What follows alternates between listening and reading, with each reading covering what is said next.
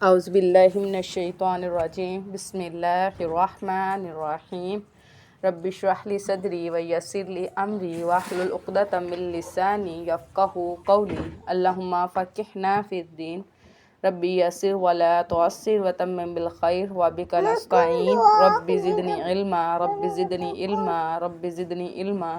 السلام علیکم ورحمۃ اللہ وبرکاتہ۔ وعلیکم السلام ورحمۃ اللہ وبرکاتہ۔ کیا حال ہے آپ لوگوں کا؟ الحمدللہ، آپ کیسے؟ آپ بھی؟ الحمدللہ۔ ہم اپنی کلاس کا آغاز کرتے ہیں۔ ہمارا پارہ نمبر 4 ہے اور سورہ آل عمران ہے جو ہم نے سٹارٹ کی ہوئی تھی، اور اس کے آیت نمبر 92 جو ہے وہ انشاءاللہ آج ہم پڑھیں گے۔ لن تنالوا البر، تم ہرگز پوری نیکی حاصل نہیں کرو گے جب تک کہ تم ان چیزوں میں سے خرچ کرو جن سے تم محبت رکھتے ہو، اور جو بھی تم خرچ کرو گے اس کو یقیناً اللہ تعالیٰ پوری طرح جاننے والا ہے۔ یعنی اپنی جو سب سے قیمتی چیز ہے، جو آپ کو زیادہ محبوب ہے، وہ اللہ کی راہ میں خرچ کرنی ہے۔ تو جب سیدنا طلحہ نے یہ بات سنی تو وہ نبی صلی اللہ علیہ وسلم کے پاس آئے، انہوں نے کہا کہ مجھے جو بہرہا کا میرا باغ ہے وہ مجھے بہت پسند ہے، محبوب ہے، کیونکہ نبی صلی اللہ علیہ وسلم اس کے اندر جا کر کھجوریں کھایا کرتے تھے، وہ مسجد کے قریب تھا اور اس کا پانی پیا کرتے تھے، تو میں اس کو جو ہے وہ اللہ کی راہ میں دینا چاہتا ہوں۔ تو نبی صلی اللہ علیہ وسلم نے کہا کہ کیا خوب ہے جو تم دینا چاہتے ہو، تم اس کو ایسا کرو کہ اپنے قریبی رشتہ داروں میں دے دو، یعنی اس سے کیا ہے صلہ رحمی بھی اور جو ہے وہ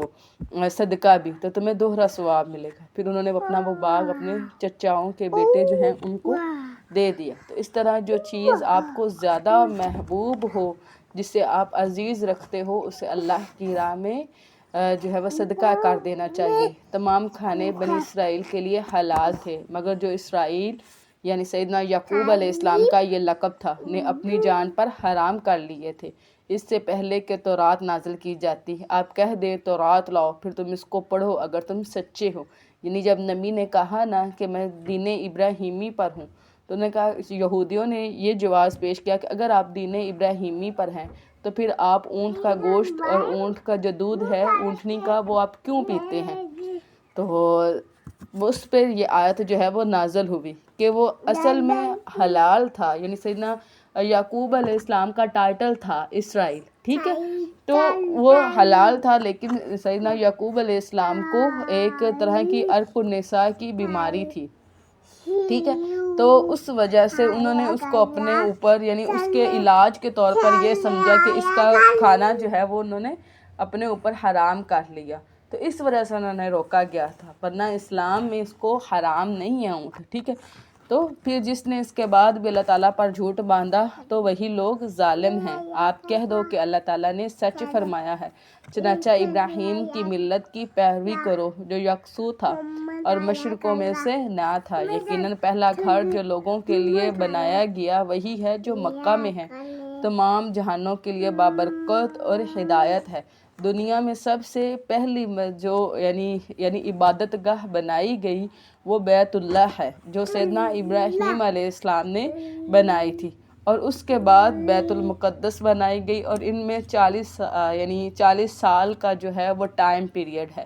اس میں واضح نشانیاں ہیں، مقام ابراہیم ہے، اور جو اس میں داخل ہوا وہ امن والا ہے۔ اس مقام ابراہیم سے مراد وہ پتھر ہے جس کے اوپر کھڑے ہو کر سیدنا ابراہیم علیہ السلام نے جو ہے وہ بیت اللہ کو بنایا تھا، اور اس کے اوپر سیدنا ابراہیم کے پاؤں کے نشان ہیں۔ اس کے علاوہ بھی بیت اللہ کے اندر جو ہے وہ بہت ساری نشانیاں موجود ہیں اللہ رب العزت کی، اور اللہ تعالیٰ کے لیے لوگوں پر اس گھر کا حج فرض ہے، جو صاحب استطاعت ہوں گے، جو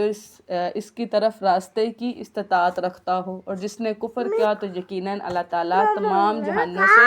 بے نیاز ہے۔ آپ کہہ دیں کہ اے اہل کتاب، تم اللہ تعالیٰ کے یاد کا کفر کیوں کرتے ہو، حالانکہ جو تم عمل کرتے ہو اللہ تعالیٰ اس پر گواہ ہے۔ آپ کہہ دیں کہ اے اہل کتاب، تم کیوں اللہ تعالیٰ کے راہ سے روکتے ہو اس شخص کو جو ایمان لایا ہے، تم اس راہ میں کجی تلاش کرتے ہو، حالانکہ تم خود گواہ ہو، اور اللہ تعالیٰ اس کے بارے میں ہرگز بے خبر نہیں جو تم عمل کرتے ہو۔ اے لوگو جو ایمان لائے ہو، اگر تم ان لوگوں میں سے ایک گروہ کی اطاعت کرو گے جنہیں کتاب دی گئی تو وہ تمہارے ایمان کے بعد تمہیں کافر بنا کر لوٹا دیں گے،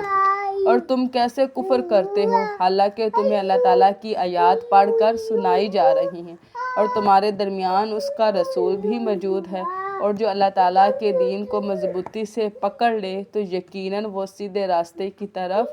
ہدایت دیا گیا ہے۔ یا ایھا الذین آمنوا، اے لوگو جو ایمان لائے ہو، اللہ تعالیٰ سے ڈر جاؤ جیسا کہ اس سے ڈرنے کا حق ہے، اور تمہیں ہرگز موت نہ آئے مگر اس حال میں کہ تم مسلمان ہو۔ یہ سیدنا یعقوب علیہ السلام نے اپنے بیٹوں کو بھی یہی نصیحت کی تھی جو ہم پہلے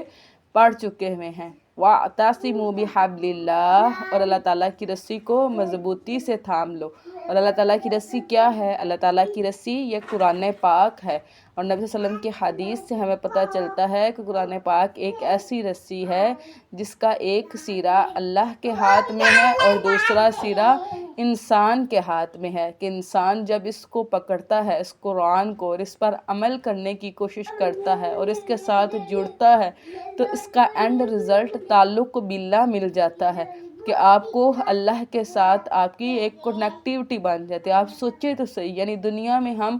کتنی زیادہ کانٹیکٹس بنانے کی کوشش کرتے ہیں، اور پھر ہم اپنی شادیوں اور ایونٹس پہ بڑے بڑے لوگوں کو بلاتے ہیں صرف اس وجہ سے کہ دوسروں پر ایک رعب بن سکے کہ ہمارے کانٹیکٹس کتنے سٹرونگ ہیں۔ تو آپ دیکھیں کہ جو اس پوری کائنات کا رب ہے، آپ نے اس کے ساتھ تعلق بنانا ہے، تو اس تعلق کا ذریعہ کیا ہے؟ یہ قرآن پاک ہے۔ اس کو بیٹا تھام لے اپنے ہاتھوں سے اور اپنے سینوں میں اس کو جگہ دے، تو انشاءاللہ نہ صرف آپ کی یہ دنیا بلکہ آخرت بھی آپ کو بھی راضی کر دے گی، اور اللہ آپ سے راضی ہو جائے گا۔ یہ بہت بڑی کامیابی ہے۔ اور جدا جدا نہ ہو جاؤ، اور اپنے اوپر اللہ تعالیٰ کی نعمت کو یاد کرو جب تم ایک دوسرے کے دشمن تھے۔ یہ مدینہ کے دو قبیلے تھے، اوس اور خزرج، جن کے ہاں ایک عرصے سے قبائلی دشمنی جو ہے وہ چلتی آ رہی تھی۔ تو اللہ تعالیٰ نے تمہارے دلوں کے درمیان الفت ڈال دی، یعنی اللہ کے حکم سے ہی ان کے دل جو ہے نبی صلی اللہ علیہ وسلم کی وجہ سے، یعنی محبت ان کے اندر اللہ نے ڈال دی، تو یہ یعنی آپس میں یعنی ان کی جو صلح ہوگی، تو تم اس کی نعمت سے بھائی بھائی بن گئے، اور تم آگ کے گڑھے کے کنارے پر تھے تو اس نے تمہیں اس سے بچا لیا، یعنی تمہارے ہاں دین موجود نہیں تھا، تو یہ اللہ کا فضل تھا کہ اللہ نے اپنے نبی کو تمہارے ہاں بھیجا اور تمہیں یعنی کفر سے یعنی مسلمان اور مومن بنایا۔ اس طرح اللہ تعالیٰ اپنی نشانیاں تمہارے لیے کھول کر بیان کرتا ہے تاکہ تم ہدایت پاؤ، اور لازم ہے کہ تم میں سے ایک جماعت ہو جو نیکی کی طرف دعوت دے اور بھلائی کا حکم دے، یعنی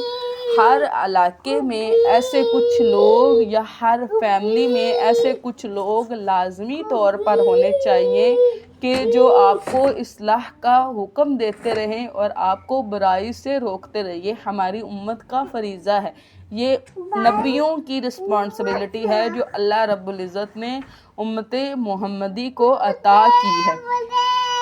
جو نیکی کی طرف دعوت دے اور بھلائی کا حکم دے اور برائی سے روکے، اور یہی لوگ فلاح پانے والے ہیں۔ اور تم ان لوگوں کی طرح نہ ہو جاؤ جو الگ الگ ہو گئے اور اپنے پاس واضح احکامات آنے کے بعد بھی اختلاف کیا، اور یہی لوگ ہیں جن کے لیے بہت بڑا عذاب ہے، جس دن کچھ چہرے روشن ہوں گے اور کچھ چہرے سیاہ ہوں گے۔ ان کا تعلق ایمان سے ہے کہ جو مومنین ہوں گے اللہ ان کے چہروں کو روشن کرے گا، اور جو کفر والے چہرے ہوں گے وہ اس دن سیاہ ہوں گے۔ یعنی جب نبی سے پوچھا گیا کہ یا رسول اللہ، یعنی حشر والے دن تو بہت سارے لوگ ہوں گے، آپ ہمیں کیسے پہچانیں گے؟ تو نبی صلی اللہ علیہ وسلم نے فرمایا کہ آپ کے وضو کی وجہ سے آپ کے چہرے جو ہیں وہ روشن ہوں گے، اور انسان ایسے پہچان لے گا کہ جیسے ترکی گھوڑے ہوتے ہیں، ٹھیک ہے، تو وہاں پر اس روشنی کی وجہ سے میرے لیے پہچاننا آسان ہو جائے گا کہ یہ میری امت ہے۔ کیا تم نے اپنے ایمان کے بعد کفر کیا تو اب عذاب چکھو اس وجہ سے کہ تم کفر کیا کرتے تھے۔ اور جن کے چہرے سفید ہوں گے سو اللہ تعالیٰ کی رحمت میں ہوں گے، وہ اس میں ہمیشہ رہنے والے ہیں۔ یہ اللہ تعالیٰ کی آیات ہیں جو ہم حق کے ساتھ پڑھ کر آپ کو سناتے ہیں، اور اللہ تعالیٰ تمام جہانوں کے لیے ظلم کا ارادہ نہیں رکھتا، اور اللہ تعالیٰ ہی کے لیے ہے جو کچھ آسمانوں میں ہے اور جو کچھ زمین میں ہے، اور سارے معاملات اللہ تعالیٰ ہی کی طرف لوٹائے جاتے ہیں۔ تم بہترین امت ہو، کنتم خیر امت، یعنی تم سب سے بہترین امت ہو، یعنی افضل امت ہو۔ جیسے کہ اللہ تعالیٰ نے فرمایا تھا نا کہ بنی اسرائیل کو اللہ تعالیٰ نے فضیلت دی تھی، ایسے ہی اللہ تعالیٰ نے ہماری امت کو بہترین امت کہا ہے۔ اور وہ کیوں بہترین کہا ہے؟ اخرجت للناس تعمرون بالمعروف وتنہون عن المنکر، جو لوگوں کے لیے نکالی گئی ہے، تم بھلائی کا حکم دیتے ہو اور برائی سے روکتے ہو۔ یہ ہے رسپانسبلٹی ہر شخص کی، جس طرح کہ نبی کی حدیث ہے نا کہ جب تم برائی کو دیکھو تو اس کو ہاتھ سے روکنے کی کوشش کرو، اور اگر ہاتھ سے نہ روک سکو تو زبان سے روکنے کی کوشش کرو، اور اگر زبان سے بھی نہ روک سکو تو دل میں برا جانو، اور دل میں برا جانا ایمان کا کمزور ترین درجہ ہے۔ تو آج ہمیں یہ سوچنا چاہیے کہ ہم اپنے ایمان کے کس لیول پر ہیں، یعنی اللہ نے ہمیں کیا مقام دیا ہے اور ہم نے اپنے آپ کو اس مقام سے کیسے نیچے گرایا ہوا ہے۔ اور تم اللہ تعالیٰ پر ایمان رکھتے ہو، اور اگر اہل کتاب بھی ایمان لے آتے تو ضرور ان کے لیے بہتر ہوتا۔ ان میں سے کچھ مومن ہیں اور ان کے اکثر نافرمان ہیں، وہ تمہیں معمولی تکلیف کے سوا ہرگز کوئی نقصان نہیں پہنچا سکتے۔ اس سے مراد اہل کتاب ہے کہ جو سازشیں وغیرہ کرتے رہتے ہیں، اور اگر وہ تم سے جنگ کریں گے تو تم سے پیٹھ پھیر جائیں گے۔ ایسے ہی نبی کے دور میں بھی جب جنگیں کی تو وہاں سے بھاگ نکلے، اور اب بھی انشاءاللہ یعنی اس وقت تو دنیا میں یعنی مسلمان ذلت اور پستی کا سامنا کر رہے ہیں، لیکن انشاءاللہ جب سیدنا موسیٰ علیہ السلام، سیدنا عیسیٰ ابن مریم جب دنیا پر واپس آئیں گے تو پھر سے اسلام کا بول دوبارہ جو ہے وہ بالا ہوگا، پھر وہ نہیں مدد کیے جائیں گے۔ یہ جہاں کہیں بھی پائے جائے ذلت ان پر مسلط کر دی گئی، سوائے اس کے کہ اللہ تعالیٰ کی لوگوں کی پناہ میں ہوں، یعنی یا تو اللہ کی پناہ میں یا لوگوں کی پناہ میں۔ جیسے اب بھی آپ دیکھیں تو اسرائیل کا اپنا کوئی وجود موجود نہیں ہے، ان کا اپنا پوری دنیا میں کہیں بھی کوئی ملک نہیں ہے، یہ بلکہ مسلمانوں کی زمین ہے جو انہوں نے جس پر قبضہ کیا ہوا ہے، ٹھیک ہے۔ اور اب کیا ہے کہ جو بڑی بڑی غیر مسلم طاقتیں ہیں ان کی سپورٹ سے وہاں پر جمع ہوئے، ورنہ اپنی ان کی کوئی بھی یعنی وقت نہیں ہے، ٹھیک ہے۔ اور وہ اللہ تعالیٰ کے غضب کے ساتھ لوٹے، انہوں پر محتاجی مسلط کر دی گئی۔ اس کی وجہ یہ ہے کہ وہ اللہ تعالیٰ کے یاد سے کفر کرتے اور وہ پیغمبروں کو کسی حق کے بغیر قتل کرتے۔ یعنی بعض حدیث میں آیا ہے کہ جو بنی اسرائیل تھے وہ ایک دن میں 300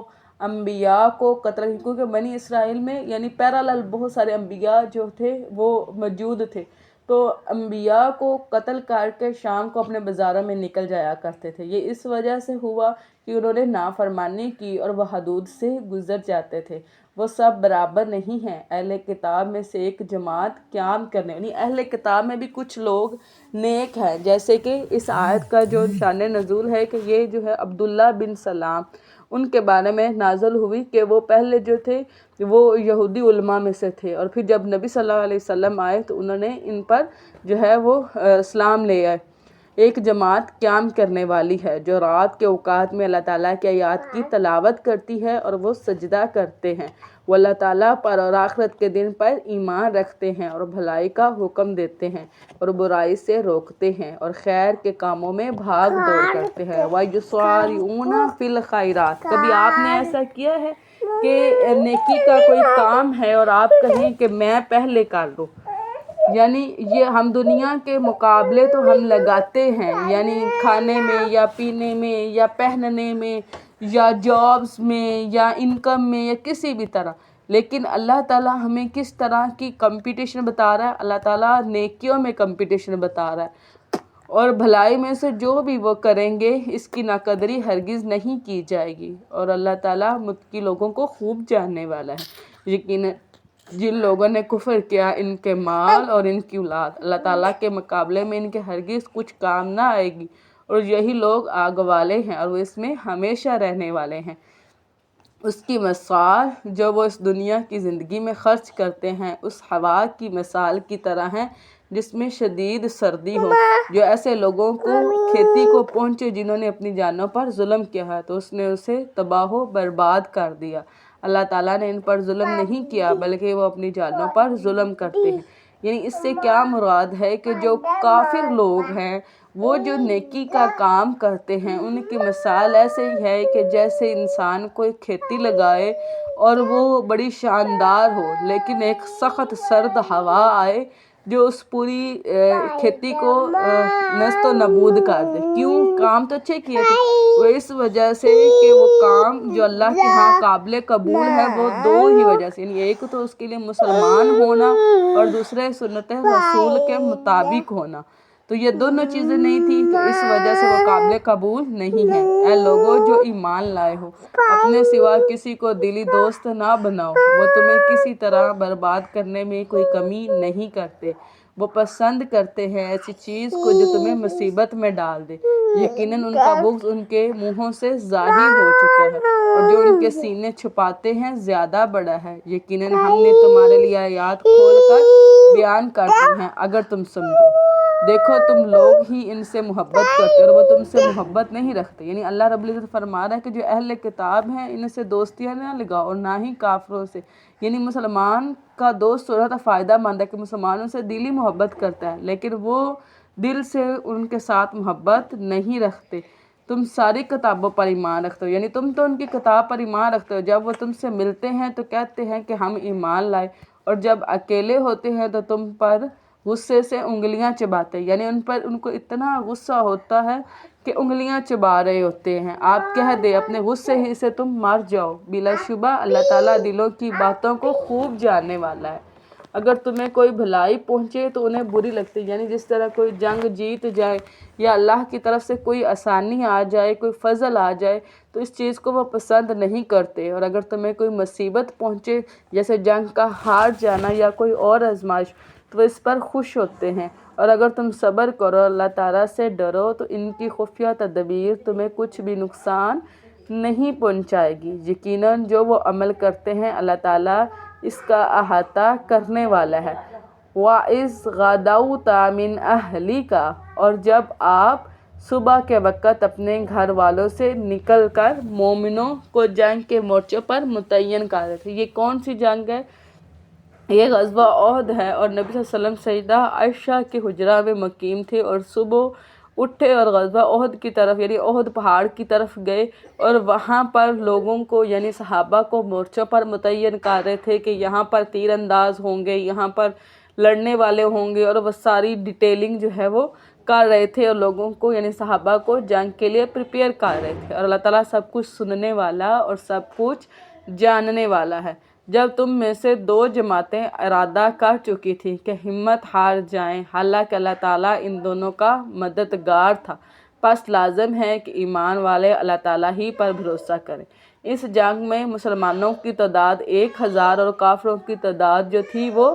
3000 تھی، ٹھیک ہے۔ اور یہ جو ہے دو صحابہ کے بارے میں یہ آیت نازل ہوئی کہ یعنی جب انہوں نے تعداد کو اتنا زیادہ دیکھا تو دل میں ہمت ہار رہے تھے، اور ان کا ارادہ تھا کہ وہ جو ہیں وہ جنگ یعنی یہاں سے واپس ہو رہے، لیکن اللہ رب العزت نے ان کی مدد فرمائی اور انہوں نے جنگ لڑی۔ اس لیے وہ صحابہ کہا کرتے تھے کہ اصل میں آئے تو ہمارے لیے، لیکن ہمیں یہ بات بتانے میں یعنی شرمندگی کے بجائے یعنی اچھا لگتا ہے کہ اس میں اللہ تعالیٰ نے فرمایا کہ واللہ ولیہما، کہ اللہ ان کا مددگار ہے، تو اللہ نے ہم سے مدد کا فیصلہ کیا، اس لیے ہم یہ آیت کو آنر کے طور پر لیتے ہیں۔ اور بلا شبہ یقیناً اللہ تعالیٰ بدر میں بھی تمہاری مدد فرما چکا ہے، حالانکہ تم نہایت کمزور تھے، چنانچہ اللہ تعالیٰ سے ڈر جاؤ تاکہ تم شکر کرو۔ اور جب آپ منہوں سے کہہ رہے تھے کہ کیا تمہیں یہ کافی نہیں ہے کہ تمہارا رب 3000 نازل کردہ فرشتوں کے ساتھ تمہاری مدد فرمائے، یعنی نبی صلی اللہ علیہ وسلم نے مومنوں کے جب حوصلے پست ہوتے دیکھے تو ان کو بشارت دی کہ اللہ تعالیٰ تمہارے جو ہے وہ 3000 فرشتوں کے ذریعے مدد فرمائے گا، ٹھیک ہے. فرشتوں نے جو جنگ لڑی وہ صرف اور صرف بدر کی جنگ تھی. اس کے علاوہ جب بھی فرشتے نازل ہوئے تو وہ تعداد کو بڑھانے میں تھے. ٹھیک ہے. کیوں نہیں؟ اگر تم صبر کرو اور اللہ تعالیٰ سے ڈرو اور دشمن تم پر اپنی اس سخت جوش میں آ پہنچے. یعنی جب ان کے بڑے جو 70 جو سردار تھے نا وہ غزوہ بدر میں مارے گئے تھے تو وہ بڑے جوش کے ساتھ آئے تھے کہ اب تو بس یعنی ختم کر دے گئے. اور یہی وہ جنگ ہے جس میں ہندا نے یعنی انہوں نے نبی صلی اللہ علیہ وسلم کے جو چچا تھے ان کا کلیجہ جو ہے وہ چبایا تھا. یعنی اتنی وہ سخت، انہوں نے اپنے ساتھ گانے والیاں اور جوش دلانے والے اور سب کچھ، یعنی وہ گھوڑے اور یعنی اپنا ہر چیز جو ہے وہ داؤ پر لگا کر اس جنگ میں وہ لوگ آئے تھے. تو کیا تھا؟ اس لیے اللہ تعالیٰ فرمانے کہ سخت جوش میں آ پہنچے تو تمہارا رب 5000 نشان زدہ فرشتوں سے تمہاری مدد کرے گا. اور اس کو اللہ تعالیٰ نے تمہارے لیے محض خوشخبری بنایا اور تاکہ تمہارے دل اس سے مطمئن ہو جائیں. اور مدد صرف اللہ تعالیٰ ہی کی طرف سے ہے جو سب پر غالب، کمال، حکمت والا ہے، تاکہ اللہ تعالیٰ کافروں کے ایک حصے کو کاٹ دے یا ان کو ذلیل کر دے پھر وہ نامراد واپس سے لوٹے. یعنی کس طرح کہ اللہ تعالیٰ فرما رہے تھے کہ آج ہی جو ہے وہ اس طرح کاٹ دے، اس سے مراد جو ہے ان کو یعنی مار ڈالے. ٹھیک ہے. اور پھر وہ ذلیل ہو کر یعنی شرمندہ ہو کر جنگ ہار کر واپس جائیں. آپ کو اس معاملے میں کوئی اختیار نہیں، خواہ اللہ تعالیٰ ان کی توبہ قبول فرمائے یا ان کو عذاب دے دے، بلا شبہ وہی ظالم ہے. یعنی جب نبی صلی اللہ علیہ وسلم کے دانت جو ہیں وہ اس میں شہید کیے گئے تو نبی صلی اللہ علیہ وسلم کے سر پر بھی زخم آئے اور اس سے کیا ہوا کہ ان کے خون جو ہے وہ ان کے چہرے پر بہہ نکلا. تو نبی صلی اللہ علیہ وسلم نے فرمایا کہ اس قوم کی کیا حالت ہوگی جس نے اپنی نبی کی یہ حالت کر دی. تو اللہ تعالیٰ کو یہ بات پسند نہیں آئی، یعنی نبی ہو کر وہ اس طرح کسی بھی قوم سے نا امید نہیں ہو سکتے. تو اس لیے اللہ تعالیٰ فرما رہے ہیں کہ آپ کی ذمہ نہیں ہے کہ اللہ تعالیٰ ان کو بخشے یا ان کی توبہ کو بخش دے یا اللہ تعالیٰ ان کو عذاب دے، بلکہ یہ اللہ کے ذمہ ہے. ٹھیک ہے. اور جس کو چاہتا ہے بخش دیتا ہے اور جس کو چاہتا ہے عذاب دیتا ہے. اللہ تعالیٰ بے حد بخشنے والا، نہایت رحم والا ہے. یا ایہا الذین آمنو، اے لوگو جو ایمان لائے ہو. جہاں پر یعنی ایمان کا واسطہ دیا جاتا ہے نا کہ لوگوں کو ایمان کے ذریعے پکارا جاتا ہے، تو اس کا مطلب یہ ہوتا ہے کہ اب جب تم ایمان کے دائرہ کے اندر داخل ہو گئے ہو تو پھر یہ ممکن نہیں ہے کہ تم یعنی بے ایمانی کرو، یعنی تم اس طرح کی کام کرو جو اسلام کے اندر موجود نہیں ہے. تو جھنجھوڑنے کے لیے یعنی تعلق بتایا جاتا ہے. جیسے ہم یعنی نصیحت کرتے کہتے ہیں کہ اے میرے بیٹے، یعنی تعلق بتایا جاتا ہے، یا اے میری بیٹی، ہم تعلق بتاتے ہیں تاکہ اس کو احترام ہو. کئی گناہ سود نہ کھاؤ جو 2 گناہ کیے ہوئے ہیں اور اللہ تعالیٰ سے ڈرو تاکہ تم کامیاب ہو جاؤ. اب یہ کیا تھا کہ یہ سود کی ممانعت تھی کہ یعنی جس طرح یعنی اگر کوئی قرض لیتا تھا تو اگر جو فکس ہے یعنی ڈیٹ کہ اس پر قرض کی واپسی ہوگی، اگر اس پر نہیں واپس ہوتا تھا تو پھر ساتھ میں یعنی اس کا قرض کی مقدار جو ہے وہ بڑھا دی جاتی تھی. اور اس آگ سے ڈر جاؤ جو کافروں کے لیے تیار کی گئی ہے، اور اللہ تعالیٰ اور اس کے رسول کی اطاعت کرو تاکہ تم پر رحم کیا جائے. اور اپنے رب کی مغفرت اور جنت کی طرف دوڑو جس کی چوڑائی آسمان اور زمین جتنی ہے اور جو اللہ تعالیٰ سے ڈرنے والوں کے لیے تیار ہے. یعنی آپ دیکھیں کہ جس کا عرض زمین و آسمان جتنا ہے تو وہ یعنی لمبائی میں کتنی زیادہ ہوگی. وہ لوگ جو خوشی اور تکلیف میں خرچ کرتے ہیں اور غصے کو پینے والے اور لوگوں سے درگزر کرنے والے، اور اللہ تعالیٰ نیکی کرنے والوں کو پسند کرتا ہے. وہ ایسے لوگ ہیں کہ جب کوئی برائی کر بیٹھے یا اپنی جانوں پر ظلم کر بیٹھے تو وہ اللہ تعالیٰ کو یاد کرتے ہیں. یعنی اس سے کیا مراد ہے کہ وہ اللہ کے ہاں توبہ کرتے ہیں، پھر وہ اپنے گناہوں کے لیے بخشش مانگتے ہیں، اور اللہ تعالیٰ کے سوا گناہوں کو کون معاف کر سکتا ہے. اور اس پر جو انہوں نے کیا جان بوجھ کر اصرار نہیں کرتے. یعنی اب جو گناہ ہو گیا توبہ استغفار کے بعد وہ نیت باندھتے ہیں کہ اب ہم گناہ نہیں کریں گے. اور یہ بھی جو ہے وہ اصرار نہ کرنا ہے کہ اللہ سے توبہ جو ہے وہ کی جائے، چاہے دوبارہ وہ گناہ سرزد ہو بھی جائے. لیکن یہ گناہ پر اصرار نہیں ہے، توبہ گناہ پر اصرار نہیں ہے۔ یہی لوگ ہیں جن کا بدلہ ان کے رب کی طرف سے مغفرت اور جنتیں ہیں جن کے نیچے سے نہریں جاری ہیں، ان میں وہ ہمیشہ رہنے والے ہیں، اور کیسا اچھا بدلہ ہے عمل کرنے والوں کا۔ تم سے پہلے بھی بہت سے طریقے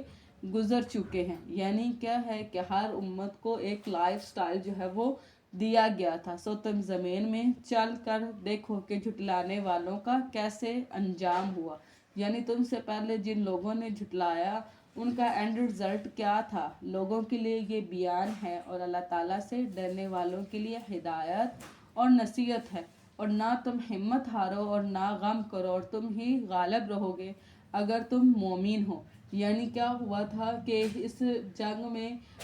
جنگ کے یعنی شروع میں تو جیت گئے، پھر درمیان میں ہار ہوئی، اور اینڈ پہ پھر جو ہے وہ جیت تھی، ٹھیک ہے۔ تو اللہ تعالیٰ اس لیے کہہ رہے ہیں کہ آپ لوگوں نے غم نہیں کرنا ہے اس بات پر،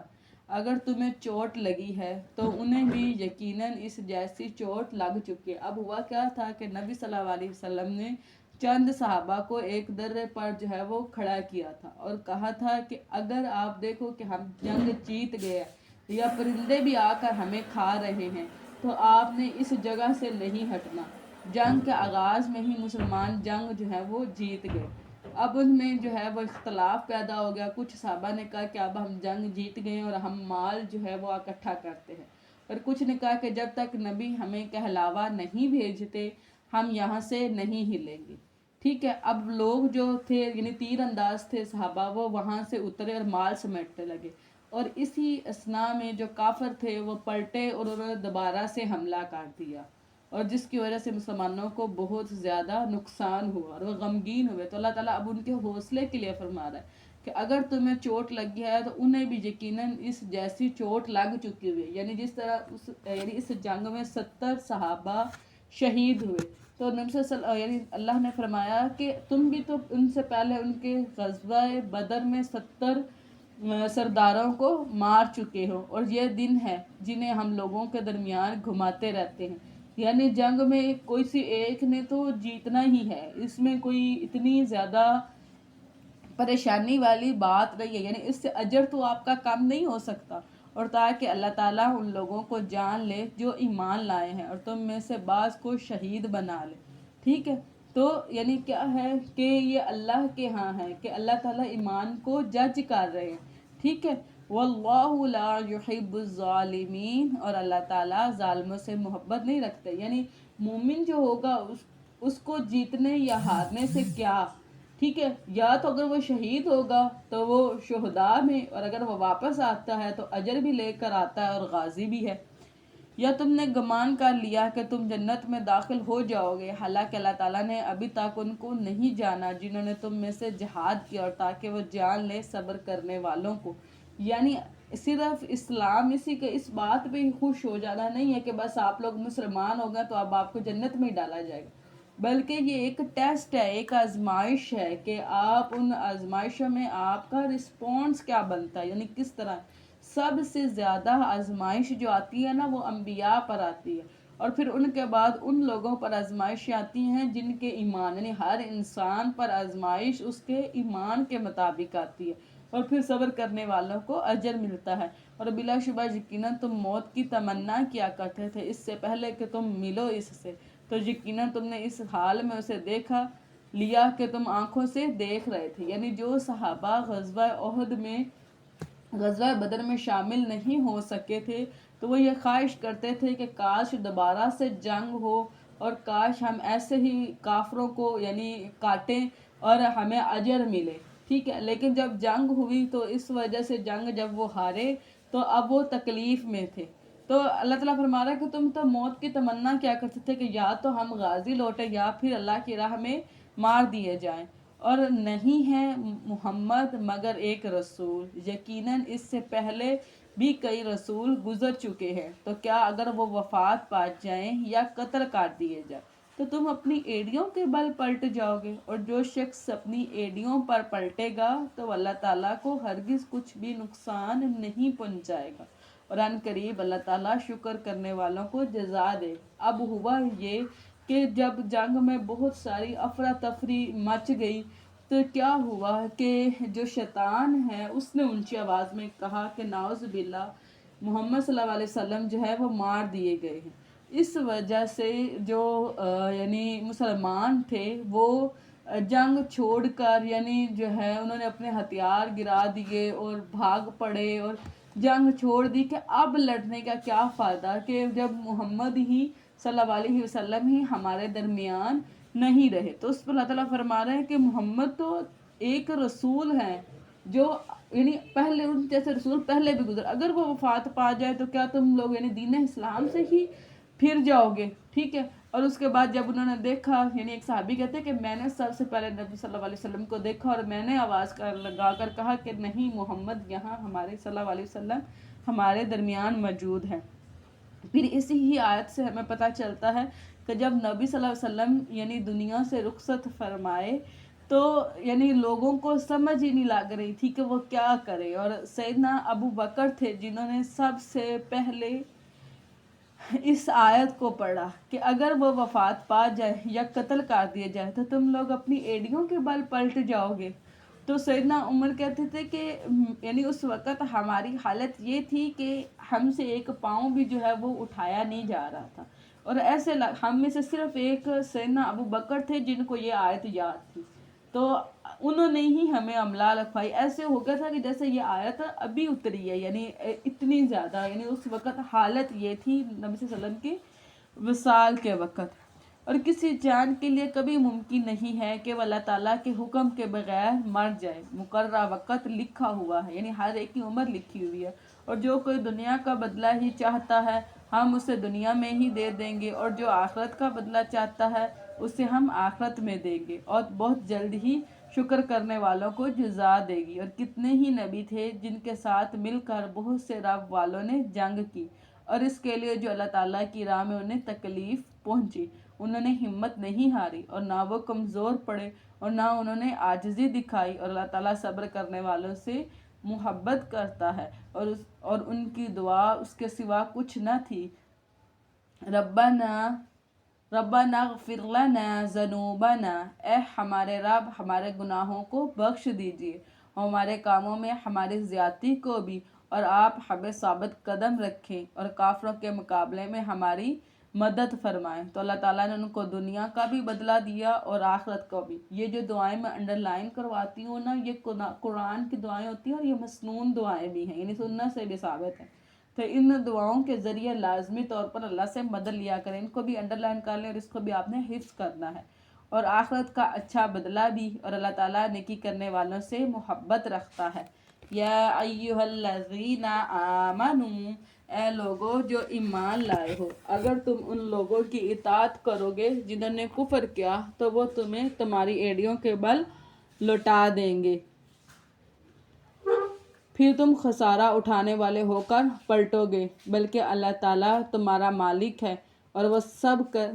وہ سب مدد کرنے والوں سے بہترین ہے. جلد ہی ہم ان لوگوں کے دلوں میں جنہوں نے کفر کیا روب ڈال دیں گے، اس وجہ سے جو انہوں نے اللہ تعالیٰ کے ساتھ شرک کیا. یعنی روب کے ذریعے جو ہے وہ نبی صلی اللہ علیہ وسلم کی مدد جو ہے وہ فرمائی جائے گی. اس نے کوئی دلیل بھی نہیں اتاری، اور ان کا ٹھکانہ آگ ہے اور ظالموں کا بہت ہی برا ٹھکانہ ہے. اور بلا شبہ یقیناً اللہ تعالیٰ نے تم سے اپنے وعدے کو سچا کر دکھایا جب تم اس کے حکم سے انہیں کاٹ رہے تھے. یعنی احد کے موقع پر جو ہے، یعنی بدر کے موقع پر انہوں نے اللہ تعالیٰ کے حکم سے مسلمانوں نے 70 کافروں کو جو ہے وہ یعنی ان کے جو سردار تھے ان کو مار ڈالا تھا. یہاں تک کہ جب تم پست ہمت ہو گئے اور حکم کے بارے میں جھگڑا کیا. یعنی اب کیا ہوا تھا کہ غزوہ احد میں یعنی کیا ہوا، پست ہمت ہو گئی اور آپس میں جھگڑا کیا. یعنی کیا تھا جھگڑا کس بات کا؟ تیر اندازوں کے بارے میں، جو میں آپ کو پہلے بتا چکی ہوں کہ انہوں نے اپنے مورچوں کو چھوڑ دیا تھا. جو اس نے تمہیں وہ چیز دکھائی جو تم پسند کرتے تھے. یعنی اس سے مراد کیا تھا کہ مال تھا، کہ مال کے لیے نبی کے حکم کو چھوڑ دیا، یہ بہت بڑی بات ہے. تو سزا کے طور پر نبی کا حکم کوئی عام حکم نہیں ہے کہ ان کو ہم ایک عام یعنی لٹرل میننگز میں یعنی بالکل عام کر دیں. تو نبی کی حکم کی خلاف ورزی کی گئی تو اصلاح کے لیے یہ سزا دی گئی کہ ساری زندگی اب یہ نہیں کریں گے کہ نبی کے حکم کو ٹالا جائے. تو جھگڑا کیا اور تم نے نافرمانی کی. کس کی؟ نبی کی. اس کے بعد جو اس نے تمہیں وہ چیز دکھائی جو تم پسند کرتے تھے، تم میں سے کوئی دنیا چاہتا ہے اور تم میں سے کوئی آخرت چاہتا ہے، یعنی اس میں سے کچھ تو صحابہ ایسے تھے جو مال سمیٹنے لگ گئے، اور کچھ صحابہ ایسے تھے جنہوں نے نبی کے حکم پر یعنی اس درے کو نہیں چھوڑا تھا اور وہ وہیں پر ہی شہید کر دیے گئے تھے۔ پھر اللہ تعالیٰ نے تمہیں ان سے پھیر دیا تاکہ وہ تمہیں آزمائے، اور بلا شبہ اس نے یقیناً تمہیں معاف کر دیا۔ اب جو لوگ یعنی بدر یعنی احد کے جنگ میں بھاگے تھے، یعنی جو لوگ، تو اللہ تعالیٰ نے ان کو معاف کر دیا۔ اسی طرح ہی سیدنا عثمان کے بارے میں کچھ لوگوں نے اس طرح بات کی کہ سیدنا عثمان بیت الرضوان میں بھی شامل نہیں تھے، اور سیدنا عثمان غزوہ بدر میں بھی شامل نہیں تھے، اور غزوہ احد سے وہ بھاگ گئے تھے۔ تو سیدنا عمر نے ان کے بارے میں جواب دیا تھا کہ سیدنا عثمان جو ہیں وہ بیت الرضوان میں نبی کے حکم سے جو ہے وہ مکہ کی طرف گئے تھے۔ انشاءاللہ آپ یہ واقعہ آگے پڑھیں گے، ٹھیک ہے۔ اور غزوہ بدر میں جو ہے ان کی بیوی جو یعنی بیمار تھی، جو نبی صلی اللہ علیہ وسلم کی بیٹی تھی، اور وہ ان کی عیادت کے لیے رکے، اور غزوہ احد سے جو بھاگے تھے ان کو تو اللہ تعالیٰ نے معاف فرما دیا۔ اور یہاں پر ہم پڑھ رہے ہیں، اور اللہ تعالیٰ ایمان والوں پر بڑے فضل والا ہے۔ جب تم دور چلے جا رہے تھے، یعنی کیا تھا کہ جنگ سے بھاگ کر کیا ہو رہا تھا، پہاڑوں پہ چڑھ رہے تھے اور مڑ کر کسی ایک کو بھی نہیں دیکھتے تھے، اور رسول تمہیں تمہارے پچھلی جماعت میں پکار رہے تھے، یعنی رسول جو ہے وہ صحابہ کو اپنی طرف بلا رہے تھے، تو اس نے بدلے میں تمہیں غم کے ساتھ اور غم دیا۔ یعنی کیا تھا کہ جنگ ہارنے کا غم بھی، اور مال یعنی مال غنیمت ہاتھ نہ آنے کا غم بھی، اور اس میں یہ غم بھی شامل تھا کہ نبی صلی اللہ علیہ وسلم جیسے شہید کر دیے گئے ہیں، تو اس پر غم نہ کرو جو تمہارے ہاتھ سے نکل گیا، اور نہ اس پر جو تمہیں مصیبت پہنچی، اور اللہ تعالیٰ پوری خبر رکھنے والا ہے اس کی جو تم عمل کرتے ہو۔ یعنی اب اللہ رب العزت جو ہے وہ حوصلہ فرما رہے ہیں کہ یعنی اب جو ہونا تھا وہ ہو چکا ہوا ہے، اب اپنا یعنی اس غم کو کم کریں، اب آگے چلنا ہے۔ پھر اللہ تعالیٰ نے اس غم کے بعد تم پر ایک امن نازل فرمایا، ایک اونگ تھی جو تم میں سے کچھ لوگوں پر چھا رہی تھی، یعنی صحابہ کہتے ہیں کہ جو شخص جہاں پر تھا ان کے اوپر ایک اونگ جو ہے وہ طاری ہوئی، اور تلواریں جو تھی وہ ہمارے ہاتھوں سے گر رہی تھی اور ہم ان کو پکڑ رہے تھے، یعنی جسے ہم پاور نیپ کہتے ہیں، یعنی کچھ لمحے کے لیے نیند کا آ جانا بہت بڑی راحت اور اللہ تعالیٰ کی طرف سے ایک سکون اور امن ہوتا ہے۔ تو وہ کیونکہ ایک غمگین صورتحال جو ہے وہ بن گئی تھی جنگ کے اندر، تو اللہ تعالیٰ نے ان کو یعنی اس پاور نیپ کے ذریعے جو ہے وہ دوبارہ سے ایکٹیو کیا، تو ان میں سے کچھ لوگوں پر چھا رہی تھی، اور یقیناً کچھ لوگ تھے جن کی جانوں نے انہیں فکر میں ڈال رکھا تھا، وہ اللہ تعالیٰ کے بارے میں ناحق جاہلیت کا گمان کر رہے تھے، اور وہ کہتے تھے کیا اس کام میں ہمارا کچھ بھی اختیار ہے؟ یعنی کیا تھا، یہ ابئی تھا جو رئیس المنافق تھا، اس نے کیا کیا تھا کہ یہ کہتے تھے کہ یعنی اپنے آپ کو ظاہر تو مسلمان کرواتا تھا لیکن اندر سے یہ کیا تھا، یہ کافر تھا، ٹھیک ہے۔ تو اب یہ چاہتے تھے کہ جنگ جو ہے وہ مدینہ کے اندر لڑی جائے، لیکن فیصلہ یہ ہوا کہ جنگ مدینہ سے باہر لڑی جائے۔ تو اب جو کہ جب جنگ کی یہ صورتحال ہوئی تو کہتے تھے کہ اس میں ہمارا کیا اختیار ہے، کہ یعنی ہماری تو رائے ہی نہیں مانیں گے، اب یہ تو ہونا ہی تھا، ٹھیک ہے۔ آپ کہہ دے بلا شبہ سارا کام اللہ تعالیٰ ہی کے اختیار میں ہے، وہ اپنے دلوں میں ایسی بات چھپائے ہوئے، یعنی اس سے مراد منافقت ہے جو آپ کے لیے ظاہر نہیں کرتے، اور وہ کہتے ہیں اگر اس کام میں ہمارا کچھ بھی اختیار ہوتا تو ہم یہاں نہ مارے جاتے، یعنی اگر جنگ مدینہ میں ہوتی تو ہم اس طرح نہ مارے جاتے، اگر تم اپنے گھروں میں ہوتے تو بھی جن کا قتل ہونا لکھا گیا تھا وہ ضرور اپنے لیٹنے کی جگہوں کی طرف نکل آتے۔ یعنی اللہ تعالیٰ فرما رہے ہیں کہ جس کو جس جگہ پر موت آنی ہے وہ اپنے موت کی جگہ پر اللہ تعالیٰ اس کو پہنچا دیتا ہے، اور تاکہ اللہ تعالیٰ اسے آزما لے جو تمہارے سینوں میں ہے، یعنی سمراد ایمان ہے کہ پتہ چلے، اور تاکہ وہ اسے خالص کر دے جو تمہارے دلوں میں ہے، اور اللہ تعالیٰ سینوں والی باتیں خوب جاننے والا ہے۔ یقیناً تم میں سے جو لوگ اس دن پیٹ پھیر گئے جب دو جماعتوں کا باہمی تصادم ہوا، یقیناً انہیں شیطان ہی نے ان کے بعض اعمال کی وجہ سے پھسلا دیا، اور بلا شبہ اللہ تعالیٰ نے انہیں یقیناً معاف کر دیا، بے شک اللہ تعالیٰ بے حد بخشنے والا نہایت بردبار۔ یعنی ایک تو مسلمانوں کی تعداد پہلے ہی 1000 تھی، اس کے بعد جو ابئی تھا اس نے یہ کہا کہ آج تو جنگ ہی نہیں ہونی، فلاں ہے ڈھمکاں ہے اور بڑا کچھ، اور انہوں نے ہماری بات نہیں مانی، مدینہ کے اندر نہیں لڑائی کی، یہ وہ کہہ کے اس نے اپنے ساتھ 300 ساتھیوں کو واپس لے گیا۔ اب مسلمانوں کی تعداد جو ہے وہ صرف 700 رہ گئی تھی۔ اے لوگو، یا ایہا الذین آمنو، اے لوگو جو ایمان لائے ہو، تم ان لوگوں جیسے نہ ہو جانا جنہوں نے کفر کیا اور انہوں نے اپنے بھائیوں کے بارے میں کہا جب انہوں نے زمین میں سفر کیا، یا وہ لڑنے والے تھے کہ اگر وہ ہمارے پاس ہی رہتے تو وہ نہ مرتے۔ یعنی اب یہ کفار تھے۔ جب جنگ میں یہ صورتحال ہوئی تو کافروں نے یعنی جس طرح ہم جنگ میں ہجو کہے جاتے ہیں نا، یعنی ایسے الفاظ جس سے یعنی موٹیویشن ملے اور دوسرا ڈی موٹیویٹ ہو، تو انہوں نے کیا کہا ہے کہ چلو اب اپنے آباؤ اجداد کے دین کی طرف لوٹ چلو، یعنی اگر تم مکہ میں ہی رہتے اور ہمارے ہی دین پر رہتے تو آج اس طرح نہ کٹ رہے ہوتے جس طرح اب یعنی جنگ میں مارے جا رہے ہو۔ مسلمانوں سے کہا تھا تو وہ نہ مرتے اور نہ وہ قتل کیے جاتے، تاکہ اللہ تعالیٰ اس کو ان کے دلوں میں حسرت بنا دے، یعنی اس سے کیا ہو کہ وہ ایک حسرت ان کے درمیان پیدا ہو جائے۔ حالانکہ اللہ تعالیٰ ہی زندگی بخشتا ہے اور موت دیتا ہے، اور جو بھی تم عمل کرتے ہو اللہ تعالیٰ اس کو خوب دیکھنے والا ہے۔ اور یقیناً اگر تم اللہ تعالیٰ کی راہ میں مارے جاؤ یا مر جاؤ تو اللہ تعالیٰ کی بخشش اور رحمت اسی سے کہیں بہتر ہے جسے وہ جمع کرتے ہیں۔ یعنی اگر اللہ کے راستے میں آپ مرتے ہو تو آپ شہید ہو اور بخش جانا، اللہ کی طرف سے معافی مل جانا، یہ کتنی بڑی کامیابی ہے۔ یقیناً اگر تم مر گئے یا قتل کر دیے گئے تو اللہ تعالیٰ ہی کی طرف تمہیں جمع کیے جاؤ گے، یعنی جانا تو اللہ کی طرف ہی ہے نا، یعنی جس بھی تو جیسے جان دی ہوئی اسی کی تھی، یعنی اس کی جان ہے نا، وہ جس مرضی حالت، جس طرح وہ کہتے ہیں نا وہ یہ ایک اس طرح کا شعر بھی ہے کہ جو مقتل میں گیا وہ شان سلامت رہتی ہے، جس دھج سے کوئی مقتل میں گیا وہ شان سلامت رہتی ہے، کہ آپ کس شوق کے ساتھ اللہ کے ہاں پہنچتے ہیں۔ بس اللہ تعالیٰ کی بڑی رحمت ہے کہ یعنی، اور یہ نبی صلی اللہ علیہ وسلم کی حدیث بھی ہے کہ اگر کسی شخص میں ساری زندگی یہ خواہش پیدا نہ ہو جہاد کی تو وہ اس کی موت جو ہے وہ نفاق پر ہے۔ تو آج تو ہم جب جہاد کا نام لیتے ہیں تو یعنی ہم خود پیرنٹس جو ہیں ہمارے یعنی ذہن میں دہشت گردی آنے لگ جاتا ہے کہ ہم کو اتنا مفلوج کر دیا گیا۔ آپ بدخلق اور سخت دل ہوتے تو یقیناً وہ آپ کے پاس سے منتشر ہو جاتے، یعنی اخلاق جو ہیں وہ رزق کی طرح تقسیم کیے جاتے۔ تو اللہ تعالیٰ فرما رہا ہے کہ اگر نبی کے اندر بھی بدخلقی ہوتی اور سخت دل ہوتے تو نبی کے پاس سے بھی لوگ جو ہے وہ اٹھ جایا کرتے، ٹھیک ہے۔ تو یہ اللہ کی طرف سے رزق ہے اور اللہ تعالیٰ ہم سب کو عطا کرے۔ سو آپ انہیں معاف کر دے اور ان کے لیے بخشش مانگے، یعنی جن لوگوں نے اس طرح نافرمانی کی تھی ان کو معاف کر دے اور ان کے لیے بخشش مانگے، اور معاملات میں ان سے مشورہ کرے، یعنی نبی سے زیادہ کوئی بھی اپنے صحابہ سے اتنا مشورہ نہیں کرتے تھے۔ پھر جب آپ پختہ ارادہ کر لیں تو اللہ تعالیٰ پر بھروسہ کرے، بلا شبہ اللہ تعالیٰ بھروسے کرنے والوں سے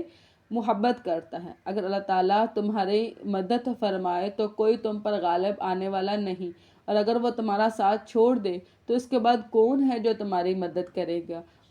اور ایمان والوں پر تو لازم ہے کہ اللہ تعالیٰ پر بھروسہ کرے، اور کسی نبی کے لیے ممکن ہی نہیں کہ وہ خیانت کرے۔ اب یہ کیا ہوا تھا کہ جو مال غنیمت تھا اس میں ایک ریڈ کلر کی جو شال تھی وہ نہیں مل رہی تھی، کچھ لوگوں نے کہا کہ شاید وہ نبی نے رکھی ہو، تو اس پر یہ آیت آئی کہ کسی نبی کے لیے ممکن ہی نہیں ہے کہ وہ خیانت کرے۔ اور جب یہ آیت اتری تو پھر کچھ صحابہ اپنے پاس سے ایک یعنی جوتے کا تسمہ لے کے آئے کہ ہم نے یہ رکھا تھا، تو نبی صلی اللہ علیہ وسلم نے فرمایا کہ آپ نے اچھا کیا کہ آپ نے یہ تسمہ جو ہے وہ دے دیا، ورنہ یہ بھی جو ہے وہ جہنم کی آگ بنتا ہے، یعنی مال غنیمت اس طرح رکھ نہیں سکتے۔ اور جو کوئی خیانت کرے گا قیامت کے دن اس کو لے آئے گا جو اس نے خیانت کی، پھر ہر جان کو جو اس نے کمایا اس کا پورا بدلہ دیا جائے گا اور وہ ظلم نہیں کیے جائیں گے۔ تو کیا جو شخص اللہ تعالیٰ کی رضامندی کے پیچھے چلا اس کی مانند ہے جو اللہ تعالیٰ کی کسی ناراضگی کے ساتھ لوٹا، اور اس کا ٹھکانہ تو جہنم ہے اور بہت ہی برا ٹھکانہ ہے۔ وہ سب اللہ تعالیٰ کی یہاں ان کے الگ الگ طبقے ہیں اور اللہ تعالیٰ خوب دیکھنے والا ہے اس کو جو وہ کرتے ہیں، یعنی ہر ایک جو اس طرح دنیا میں سٹیٹس ہے نا، جسے ہم یعنی کلاس اے اور کلاس بی اور کلاس سی ڈیوائیڈ کرتے ہیں، تو اسی طرح اللہ کے ہاں بھی سٹیٹس ہوں گے، اور وہ کس بات پہ ہوں گے؟ وہ ایمان اور عمل کی بنیاد پر ہوں گے۔ بلا شبہ اللہ تعالیٰ نے ایمان والوں پر یقیناً احسان فرمایا ہے کہ جب انہی میں سے ایک رسول ان میں مبعوث فرمایا جو انہیں اللہ تعالیٰ کی آیات پڑھ کر سناتا ہے اور انہیں پاک کرتا ہے۔ قرآن پاک کے یہ سٹیپس ہیں، ٹھیک ہے، اور ٹیچر یعنی ایک جو قرآن پاک کی تعلیم میں یعنی پروسیس میں ہیں، ان کے لیے بھی یہ یعنی درجے ہیں کہ اللہ تعالیٰ کے آیات کو پڑھ کر سنانا اور انہیں پاک کرنا، یعنی اس سے مراد کیا ہے، پھر ان کا تزکیہ کرنا اور انہیں کتاب اور حکمت کی تعلیم دینا، ٹھیک ہے۔ اور حالانکہ بلا شبہ اس سے پہلے وہ یقیناً کھلی گمراہی میں تھے، یعنی جب نبی آئے تو نبی صلی اللہ علیہ وسلم نے اس طرح یعنی ان کو یعنی اہل مدینہ جو تھے ان کو کہا بھی کہ میری وجہ سے اللہ تعالیٰ نے آپ کو اس طرح یعنی آپ لوگ گمراہ تھے تو اللہ تعالیٰ نے آپ کو یعنی ہدایت دی۔ انہوں نے کہا کہ ہاں واقعی ہی ایسا ہے، اور کیا جب تمہیں ایک ایسی مصیبت پہنچی جس سے 2 گنے تم پہنچا چکے ہو، یعنی اس سے مراد وہی، یعنی اس میں کیا ہوا تھا غزوہ احد میں کہ 70 صحابہ شہید ہوئے تھے، لیکن کیا غزوہ بدر میں کیا ہوا تھا کہ مسلمانوں نے 70 سرداروں کو شہید کیا تھا اور 70 سرداروں کو کیا کیا تھا، قیدی کیا تھا، تو وہ تمہارے اپنے ہی پاس سے ہے، یعنی یعنی آپ 2 گنوں کو پہنچا چکے ہوئے ہو، ٹھیک ہے۔ بلا شبہ اللہ تعالیٰ ہر چیز پر پوری طرح قدرت رکھنے والا ہے، اور جو مصیبت تمہیں پہنچی جس دن 2 جماعتیں آپس میں ٹکرائی تھی تو اللہ تعالیٰ کے حکم سے ہی تھی، اور تاکہ وہ مومنوں کو جان لے اور تاکہ انہیں بھی جان لے جنہوں نے منافقت کی اور جن کے لیے کہا گیا آؤ اللہ تعالیٰ کی راہ میں جنگ کرو یا دفاع کرو، انہوں نے کہا کہ اگر ہمیں کسی جنگ کا علم ہوتا تو ہم ضرور تمہارے پیچھے آتے۔ اب یہی وہ 300 لوگ تھے جو ابی بن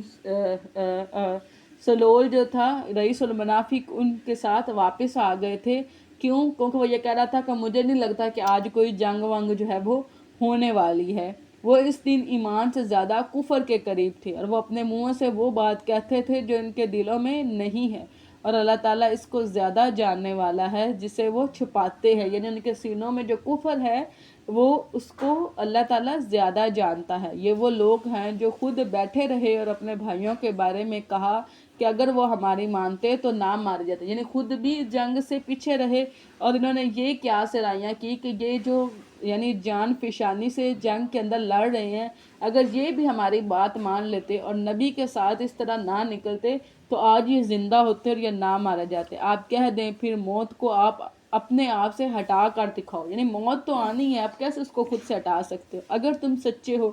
اور جو لوگ اللہ تعالیٰ کی راہ میں قتل ہو گئے انہیں تم مردہ نہ سمجھو بلکہ وہ زندہ ہیں، یعنی اس طرح نبی صلی اللہ علیہ وسلم کے ایک صحابی تھے جو بڑے پریشان حال تھے، تو نبی نے ان سے پوچھا تو انہوں نے کہا کہ میرے باپ جو ہیں وہ اس طرح غزوہ احد میں مارے گئے ہیں اور اپنے پیچھے بہت سارا قرض اور بچیاں چھوڑ گئے ہیں کہ جو قرض بھی مجھے یعنی ادا کرنا ہے، اور اس طرح میں بچیوں کے رشتے بھی، تو میرے لیے پریشانی ہے۔ تو نبی صلی اللہ علیہ وسلم نے فرمایا کہ اس صحابی کو فرمایا کہ دوسروں سے اللہ تعالیٰ جب ملتا ہے نا تو پردے کے پیچھے سے ملتا ہے، اور اللہ رب العزت جو ہیں وہ آپ کے والد سے بغیر پردے کے ملے ہیں، اور انہوں نے یعنی ان سے کلام کیا ہے، تو اس پر پھر وہ خوش ہو گئے۔ تو اللہ تعالیٰ نے یہ آیت نازل فرمائی کہ جو اللہ تعالیٰ کی راہ میں قتل ہو گئے انہیں تم مردہ نہ سمجھو بلکہ وہ زندہ ہیں اور اپنے رب کے پاس سے رزق دیے جاتے ہیں۔ اللہ تعالیٰ نے اپنے فضل سے انہیں جو دیا ہے اس پر وہ بہت خوش ہوتے ہیں، اور جو ان کے پیچھے ان کے ساتھ نہیں ملے وہ ان پر خوشی محسوس کرتے ہیں۔ اب جو شہید نہیں ہوئے، جب اللہ نبی صلی اللہ علیہ وسلم نے ان کو یہ خوشخبری دی تو ان کے جو پچھلے تھے یعنی ان کی آل اولاد وہ اس بات پر خوش ہوئے کہ ہمارے والد جو ہیں وہ شہید ہوئے، اور وہ یعنی اتنے اعلیٰ مقام پر ہے کہ ان کے لیے نہ کوئی خوف ہے اور نہ ہی وہ غمگین ہوں گے، وہ خوشیاں منا رہے ہیں اللہ تعالیٰ کی طرف سے نعمت اور فضل پر، اور اس پر یعنی شہید ہونا یہ اللہ کی نعمت ہے، اللہ کا فضل ہے۔ یعنی ایک کنسیپٹ ہے نا کہ آپ دیکھیں کہ آپ نے مرنا ہے، موت ٹل نہیں سکتی جب وہ آپ کے دروازے پر آ جائے گی، تو پھر اللہ سے دعا مانگے کہ ایسی موت آئے جس کو اللہ پسند کرے، اور اس پر کہ یقیناً اللہ تعالیٰ ایمان والوں کا اجر ضائع نہیں کرتا۔ الذین استجابوا للہ، اور جن لوگوں نے اللہ تعالیٰ اور اس کے رسول کا حکم مانا اس کے بعد بھی انہیں زخم پہنچا، یعنی کیا تھا کہ انہوں نے یعنی جو درے پر کھڑے رہے تھے انہوں نے حکم مانے اور زخم پر زخم کھاتے رہے. ان میں سے ان لوگوں کے لیے جن لوگوں نے نیکی کی اور اللہ تعالیٰ سے ڈر گئے بہت بڑا اجر ہے. جن سے لوگوں نے کہا کہ یقیناً دشمن لوگ تمہارے خلاف لشکر جمع کر چکے ہیں لہٰذا تم ان سے ڈر جاؤ. چنانچہ اس نے ایمان میں اور زیادہ کر دیا اور انہوں نے کہا کہ ہمیں اللہ تعالیٰ ہی کافی ہے اور وہ بہترین کارساز. اب کیا ہوا کہ جب اس طرح جنگ ختم ہو گئی تو یعنی جو کفار تھے یعنی انہوں نے کیا کام کیا کہ یعنی یہ اللہ کی مدد تھی کہ ان کے ذہن میں یہ نہیں آیا کہ وہ مدینہ کی طرف جائے بلکہ وہ مکہ کی طرف واپس ہو لیے. جب وہ تھوڑا انہوں نے آگے فاصلہ کر لیا تو اس وقت ان کو احساس ہوا کہ ہم نے تو غلطی کر لی ہے, یعنی ہمیں مدینہ کی طرف جانا چاہیے تھا اور آج ہی اسلام کو بالکل ختم کر دینا چاہیے تھا. اب اس بات کی علم جو ہے یعنی ابو سفیان نے پیغام بھیجا کہ ہم دوبارہ مدینہ پر حملہ کریں گے نبی کی طرف. تو اس وقت نبی نے پوچھا کہ اب کون ہے جو اس قافلے کے پیچھے جائے. تو اس وقت سیدنا ابو بکر صدیق اور سیدنا زبیر اور اس طرح کے اور صحابہ تھے جو جنگ سے پہلے ہی زخمی تھے, لیکن انہوں نے اس وقت کہا کہ ہم آپ کے حکم پر جو ہے اس قافلے کے پیچھے جائیں گے. تو اللہ تعالیٰ ان کی تعریف جو ہے وہ فرما رہے ہیں کہ جنہوں نے زخم کھانے کے بعد بھی نبی کے حکم پر اس قافلے کے پیچھے گئے. اور وہ کیا کہ قالوا حسبنا اللہ, انہوں نے کہا کیا کہ اللہ ہی ہمارے لیے کافی ہے. اب انہوں نے جب یعنی ایک تو پہلے جنگ سے ہارے ہوئے تھے لیکن جب ان کو اس طرح دوبارہ یعنی خبر ملی تو اس چیز نے ان کے ایمان کو زیادہ بڑھا دیا. یہ کلمہ بہت اہم ہے, یہ وہی کلمہ ہے جو سیدنا ابراہیم نے آگ میں جب داخل ان کو کیا گیا یعنی تو اس وقت انہوں نے یہ کلمہ پڑھا تھا. اب بھی اگر کوئی آزمائش آئے یا کوئی مصیبت آئے تو اس کلمے کا ورد کیا جائے تو اللہ رب العزت جو ہے وہ آسانی کا معاملہ فرماتے ہیں. چنانچہ وہ اللہ تعالیٰ کے فضل و نعمت کے ساتھ پلٹے کہ انہیں کوئی تکلیف تک نہ پہنچی. اب کیا ہوا کہ ہوا کچھ یوں کہ اس وقت ایک اور شخص تھا جو کافر تھا لیکن وہ نبی کے پاس آ کے مسلمان ہو گیا. اب نبی نے اس شخص کو کہا کہ آپ کافروں کے پاس جائیں اور ان کو کہیں یعنی ان کو مسلمانوں کے یعنی بارے میں یعنی ان کو دلائیں کہ وہ بڑے غضب و غصے سے آ رہے ہیں, ٹھیک ہے, روب دلوائیں. اور وہ شخص واپس گیا اور اس نے ابو سفیان سے کہا کہ مسلمان تو جو ہیں وہ بڑے بھڑکے ہوئے ہیں اور بڑے غصے میں ہیں اور وہ اس طرح تم پر حملہ کرنے کے لیے آ رہے ہیں. تو انہوں نے پوچھا کہ تمہاری کیا رائے کہ ہمیں کیا کرنا چاہیے. اب اس ابو سفیان کو نہیں پتا تھا کہ وہ شخص مسلمان ہو گیا اور نبی کے کہنے پر آیا. انہوں نے سمجھا کہ کافر ہی ہے. انہوں نے کہا کہ میری تو یہی رائے ہے کہ تم یہاں سے اپنا قافلہ لے کر نکل جاؤ, اگر انہوں نے تمہیں پا لیا تو وہ تم میں سے کسی ایک کو بھی نہیں چھوڑیں گے. تو وہ یعنی پیچھے والا جو قافلہ جو سیدنا ابو بکر کا تھا وہ وہاں پر پہنچے اس سے پہلے ہی جو وہ کافر لوگ تھے وہ اس علاقے سے چلے گئے یعنی مکہ کی طرف چلے گئے اور وہ بغیر کسی تکلیف کے واپس آ گئے. یقیناً یہ تو شیطان ہی ہے جو تمہیں اپنے دوستوں سے ڈراتا ہے, چنانچہ تم ان سے نہ ڈرو اور مجھ سے ڈرو اگر تم مومن ہو. وہ آپ کو غم نہ پہنچائے جو کفر میں جلدی کرتے ہیں, بلا شبہ اللہ تعالیٰ کو ہرگز نقصان نہیں پہنچا سکتے. اللہ تعالیٰ چاہتا ہے کہ آخرت میں ان کے لیے کوئی حصہ نہ رکھے, ان کے لیے بڑا عذاب ہے. یقیناً جن لوگوں نے ایمان کے بدلے میں کفر خریدا ہے وہ اللہ تعالیٰ کو ہرگز کوئی نقصان نہیں پہنچائیں گے اور ان کے لیے دردناک عذاب ہے. اور جن لوگوں نے کفر کیا وہ ہرگز یہ گمان نہ کریں کہ یقیناً ہم انہیں جو مہلت دے رہے ہیں وہ ان کے لیے بہتر ہے. ہم انہیں اس لیے مہلت دے رہے ہیں تاکہ وہ گناہ میں اور زیادہ بڑھ جائیں اور ان کے لیے رسوا کن عذاب ہو. اللہ تعالیٰ ایسا نہیں کہ وہ مومنوں کو اس حالت پر چھوڑ دے جس پر تم ہو, یہاں تک کہ وہ ناپاک کو پاک سے الگ کر دے. یعنی اس سے مراد یہ ہے کہ یعنی جو منافق ہے اور جو مومن ہے وہ ان جنگوں کے ذریعے الگ الگ ہو جائیں گے. اور کیونکہ منافق جو تھا وہ نماز بھی پڑھتا تھا, وہ روزہ بھی رکھتا تھا, وہ حج بھی, زکوٰۃ بھی, ہر چیز. تو صرف جنگ ایک واحد چیز تھی کہ جس کے ذریعے منافق جو تھے وہ مسلمانوں سے یعنی مومنین سے علیحدہ ہو جاتے تھے. اللہ تعالیٰ کہ وہ تمہیں غیر کی اطلاع دے, لیکن اللہ تعالیٰ اپنے رسولوں میں سے جس کو چاہتا ہے منتخب کرتا ہے. چنانچہ تم اللہ تعالیٰ اور اس کے رسولوں پر ایمان لاؤ, اور اگر تم ایمان لاؤ اور متقی بنو تو تمہارے لیے بہت بڑا اجر ہے. اور جو لوگ بخل کرتے ہیں اس میں جو اللہ تعالیٰ نے انہیں اپنے فضل سے دیا ہے وہ ہرگز گمان نہ کریں کہ ان کے لیے وہ بہتر ہے، بلکہ ان کے لیے وہ بہت ہی برا ہے۔ یعنی اس سے مراد یہ ہے کہ اللہ کے فضل سے آپ کو قرآن کا یا حدیث کا کوئی علم ملا ہے، ٹھیک ہے۔ اب آپ سے کوئی پوچھنے آیا اور آپ اس میں کیا کریں، بخیلی کریں، یعنی اس کو علم ہونے کے باوجود اس کو علم نہ بتائیں،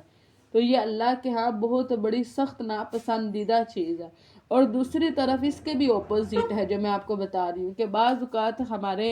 یعنی علماء جو ہے جس طرح یعنی کیٹیگریز ہوتی ہیں نا، اس طرح یعنی مفسر کی جو ہے، اور اس طرح تجوید والے یعنی قاری کی ہے، ٹھیک ہے، اور اسی طرح جو ہے وہ محدث کی ہے، یعنی یہ کیٹیگریز ہے، اور مفتی ہیں۔ تو بعض اوقات ہم یعنی ایک تو یہ کہ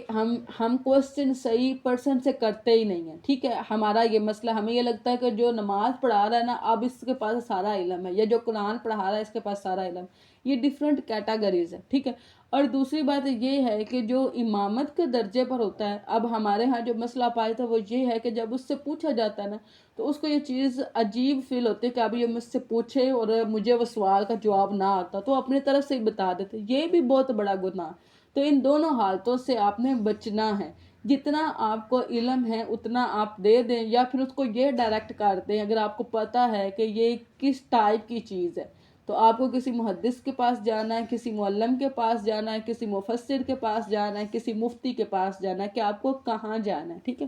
بلکہ ان کے لیے وہ بہت ہی برا ہے، جلد ہی قیامت کے دن انہیں اس کا طوق پہنایا جائے گا۔ اور اس سے مراد مال بھی ہے کہ جو انسان یعنی خرچ نہیں کرتے تو اس کے مال کو سانپ کی طرح بنایا جائے گا اور وہ اس کے ڈسے گا اور کہے گا کہ میں ہوں تیرا مال۔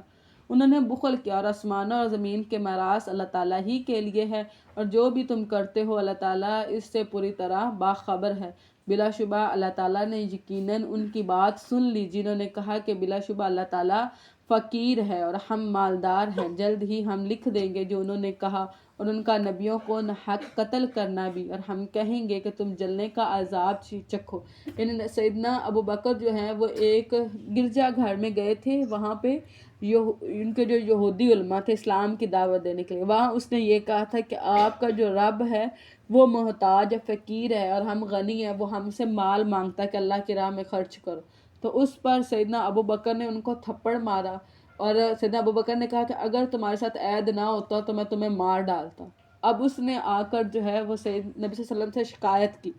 جب نبی صلی اللہ علیہ وسلم نے سیدنا ابو بکر سے پوچھا تو نبی صلی اللہ علیہ وسلم نے انہوں نے سارا قصہ سنایا، اس پر وہ یہودی جو ہے وہ مکر گیا۔ تو اللہ تعالیٰ نے قرآن پر یہ آیت نازل کی، جن لوگوں نے کہا کہ اللہ تعالیٰ نے یقیناً ہمیں حکم دیا ہے کہ ہم کسی رسول پر اس وقت تک ایمان نہ لائیں یہاں تک کہ وہ ہمارے سامنے ایسی قربانی لائے جسے آگ کھا لے۔ آپ کہہ دیں کہ مجھ سے پہلے بھی رسول تمہارے پاس واضح دلیلیں اور وہ کچھ بھی لا چکے ہیں جو تم نے کہا۔ اب یہ بھی یہودی تھے جو نبی سے کہتے تھے کہ اس طرح یعنی آگ آئے اور کھائے تو پھر ہم ایمان لائیں گے، پھر تم نے انہیں قتل کیوں کیا؟ تو اللہ تعالیٰ فرما رہا ہے کہ تم سے یعنی نبی سے پہلے بھی بہت سارے انبیاء تھے جو تمہاری فرمائش پر اس طرح نشانیاں لا چکے ہوئے، لیکن تم نے کیا کیا تھا؟ ان کو قتل کر دیا تھا اگر تم واقعتاً ہی سچے تھے۔ پھر اگر وہ آپ کو جھٹلاتے ہیں تو یقیناً آپ سے پہلے بھی کئی رسول جھٹلائے جا چکے ہیں جو واضح دلیلیں اور صحیفے اور روشن کتابیں لائے تھے، ہر جان اور موت کو چکھنے والی ہے، اور چنانچہ تم قیامت کے دن ہی اپنے پورے اجر دیے جاؤ گے۔ چنانچہ جو آگ سے بچا لیا گیا اور جنت میں داخل کر دیا گیا تو وہ کامیاب ہو گیا، اور دنیا کی زندگی تو دھوکے کے سامان کے سوا کچھ بھی نہیں۔ یقیناً تم اپنے مالوں اور اپنی جانوں میں سے ضرور آزمائے جاؤ گے، اور یقیناً تم ان سے ضرور بہت سی تکلیف دہ باتیں سنو گے جن کو تم سے پہلے کتاب دی گئی تھی، اور ان لوگوں سے بھی جنہوں نے شرک کیا، اور اگر تم صبر کرو اور متقی بنو تو یقیناً یہ بلند حوصلہ کاموں میں سے ہے۔ اور جب اللہ تعالیٰ نے ان لوگوں سے پختہ عہد لیا جنہیں کتاب دی گئی تھی کہ تم اس کتاب کو لوگوں کے سامنے ضرور بیان کرتے رہو گے اور تم اس کو نہیں چھپاؤ گے، تو انہوں نے اس عہد کو اپنی پشتوں کے پیچھے ڈال دیا۔ یعنی اہل کتاب سے یہ وعدہ لیا گیا تھا کہ اس کتاب کا علم آپ دوسروں تک پہنچاؤ گے، اور اس کے بدلے انہوں نے بہت تھوڑی قیمت لے لی۔ سو کتنا برا ہے جو وہ خرید رہے ہیں۔ آپ ان لوگوں کو ہرگز خیال نہ کریں جو خوش ہوتے ہیں ان کاموں پر جو انہوں نے کیے، اور چاہتے ہیں کہ ان پر بھی ان کی تعریف کی جائے جو انہوں نے نہیں کیے۔ اب یہ بات کن کے لیے؟ یہ منافقین کے لیے۔ جیسے جنگوں میں وہ شامل نہیں ہوتے تھے، لیکن منافق کا رویہ کیا ہوتا ہے کہ وہ اس بات پر بھی اپنی تعریف چاہتا ہے جو کام اس نے نہیں کیا، کہ اس کو یہ کہا جائے کہ ہاں اس نے وہ کام کیا ہے۔ یہ رویہ اب بھی ہمیں نظر آتا ہے۔ چنانچہ آپ انہیں عذاب سے نکلنے میں ہرگز کامیاب خیال نہ کریں، اور ان کے لیے دردناک عذاب ہے۔ یہ آیت جو ہے جو اب ہم پڑھنے لگے ہیں، یہ سورہ آل عمران کی آخری رکوع ہے، ٹھیک ہے۔ اور نبی صلی اللہ علیہ وسلم جب تہجد کے لیے اٹھا کرتے تو اس آیت کی تلاوت کیا کرتے۔ یعنی ایک رات نبی صلی اللہ علیہ وسلم سیدہ عائشہ کے پاس، سیدہ عائشہ سے فرمایا کہ مجھے اجازت دو کہ میں اللہ تعالیٰ کی جو ہے وہ عبادت کر سکوں۔ سیدہ عائشہ نے فرمایا کہ اللہ کی قسم ہے، مجھے یہ بات عزیز ہے کہ مجھے آپ کی قربت نصیب ہو، لیکن مجھے یہ بات بھی نصیب ہے، یعنی عزیز ہے کہ جو ہے نا آپ اللہ کی عبادت کریں۔ اور نبی صلی اللہ علیہ وسلم اٹھے اور نبی صلی اللہ علیہ وسلم نے وضو کیا ہلکا سا، اور اس کے بعد جو ہے وہ نبی صلی اللہ علیہ وسلم جو ہے وہ نماز پڑھنے لگے، اور نبی صلی اللہ علیہ وسلم نے ان آیات کی تلاوت کی اور بہت روتے رہے یہاں تک کہ صبح ہو گئی۔ اور سیدنا بلال جو ہے وہ نبی صلی اللہ علیہ وسلم کو لینے آئے اور ان سے وجہ پوچھی۔ اور آسمانوں اور زمین کی بادشاہت اللہ تعالیٰ ہی کے لیے ہے، اور اللہ تعالیٰ ہر چیز پر پوری طرح قدرت رکھتا ہے۔ یقیناً آسمانوں اور زمین کی تخلیق میں، رات اور دن کے بدلنے میں عقل مندوں کے لیے بہت سی نشانیاں ہیں۔ یعنی اس وقت سحری کے وقت غور و فکر کے جو یعنی انسان کی اپنی یعنی جو کیپیسٹی ہے وہ بڑھ جاتی ہے، ٹھیک ہے۔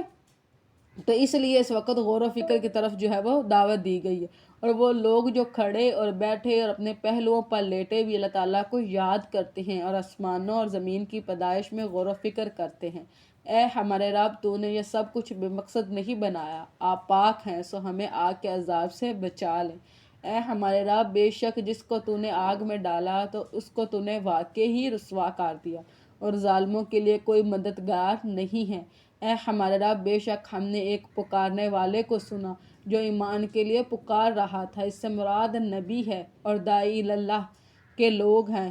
اپنے رب پر ایمان لاؤ تو ہمیں ایمان لے آئے۔ اے ہمارے رب، پس ہمارے گناہ بخش دے اور ہماری برائیاں ہم سے دور فرما، اور نیک لوگوں کے ساتھ فوت کرنا۔ اے ہمارے رب، جو وعدہ تو نے ہم سے اپنے رسولوں کی زبانی کیا ہمیں وہ عطا فرما، اور قیامت کے دن ہمیں رسوا نہ کرنا، بلا شبہ تو اپنے وعدے کے خلاف نہیں کرتا۔ چنانچہ ان کے رب نے اس کی دعا قبول فرمائی کہ بے شک میں تم میں سے کسی عمل کرنے والے کا عمل ضائع نہیں کروں گا، مرد ہو یا عورت، تم سب ایک دوسرے ہی سے ہو۔ تو جن لوگوں نے ہجرت کی اور جو اپنے گھروں سے نکالے گئے اور میری راہ میں تکلیف دیے گئے، اور انہوں نے جنگ کی اور قتل کر دیے گئے، تو یقیناً میں ضرور ان کی برائیاں ان سے دور کر دوں گا، اور یقیناً میں ضرور انہیں باغات میں داخل کروں گا جن کے نیچے نہریں جاری ہوں گی۔ اللہ تعالیٰ کے ہاں سے یہ ان کا بدلہ ہے، اور اللہ تعالیٰ ہی کے پاس بہترین بدلہ ہے۔ اور جن لوگوں نے کفر کیا، ان کا شہروں میں چلنا پھرنا آپ کو ہرگز دھوکے میں نہ ڈالے، یعنی کافروں کی تجارت جو ہے وہ دھوکے میں نہ ڈالے، بہت ہی تھوڑا فائدہ ہے، پھر ان کا ٹھکانہ جہنم ہے۔ یعنی یہ دنیا کا فائدہ ہے جو کچھ عرصہ کے لیے رہ رہے ہیں، اور وہ بہت ہی برا بچھونا ہے۔ لیکن جو لوگ اپنے رب سے ڈر گئے ان کے لیے باغات ہیں جن کے نیچے نہریں جاری ہوں گی، اس میں وہ ہمیشہ رہنے والے ہیں۔ یہ اللہ تعالیٰ کی جانب سے میزبانی ہے، اور جو اللہ تعالیٰ کے پاس ہے وہ نیک لوگوں کے لیے بہت ہی بہتر ہے۔ یعنی اس سے مراد جنت اور جنت کی نعمتیں ہیں۔ اور بے شک اہل کتاب میں سے ایسے بھی ہیں جو یقیناً ایمان رکھتے ہیں اللہ تعالیٰ پر اور اس چیز پر جو تمہاری طرف نازل کی گئی۔ اس سے مراد قرآن ہے، اور اہل کتاب میں سے وہ لوگ جو نبی پر ایمان لائے تھے، جیسے عبداللہ بن سلام وغیرہ، اور جو ان کی طرف نازل کی گئی ہے، وہ اللہ تعالیٰ کے لیے خشوع کرنے والے ہیں۔ خشوع ایک ایسی حالت ہے کہ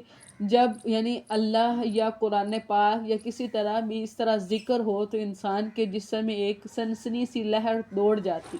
وہ خشوع کی حالت ہوتی ہے۔ اللہ تعالیٰ کی آیات کے بدلے تھوڑی سی قیمت نہیں خریدتے، یعنی وہ کیا کرتے ہیں کہ کتاب کو نہیں بدلتے، یہی لوگ ہیں جن کا اجر ان کے رب کے پاس ہے، بلا شبہ اللہ تعالیٰ بہت جلد حساب لینے والا۔ اے لوگو جو ایمان لائے ہو، صبر کرو اور مقابلے میں جمے رہو اور مورچوں میں ڈٹے رہو، یعنی اس دین پر جو ہے ڈٹے رہو چاہے جتنی بھی آزمائشیں آئیں۔ اور جنگ کے وقت مورچوں پر دوبارہ سے، یعنی جب سورہ کا اختتام ہو رہا ہے تو دوبارہ سے روایت کیا جا رہا ہے کہ مورچوں پر ڈٹے رہنا، یعنی کسی بھی صورتحال پر جو حکم میں ملا ہے لیڈر کی طرف سے اس کو نہیں چھوڑنا، اور اللہ تعالیٰ سے ڈر جاؤ تاکہ تم کامیاب ہو جاؤ۔ میں یعنی آپ سب سے مجھے یہ امید ہے کہ یہ ایک کلیکشن ہے دعاؤں کی، اور بہت اچھی دعاؤں کی، تو آپ نے یہ جو آخری رکوع ہے اس کو لازمی طور پر حفظ کرنا ہے۔ اور نبی کا بھی یہی طریقہ تھا، اور آپ بھی جیسے اب سحری کے وقت اٹھتے ہیں تو اٹھتے ساتھ ہی فوراً سے اس یعنی پورے رکوع کو آپ نے یعنی ریوائز کرنا پڑنا ہے، اور جب تک حفظ نہیں کر لیتے اپنے سائڈ ٹیبل پر آپ یعنی قرآن پاک رکھیں، اور جب اٹھا کریں تو سب سے پہلے اس کو یعنی پڑھا کریں، اور اس کے بعد جو ہے وہ دوسرا کوئی کام کریں۔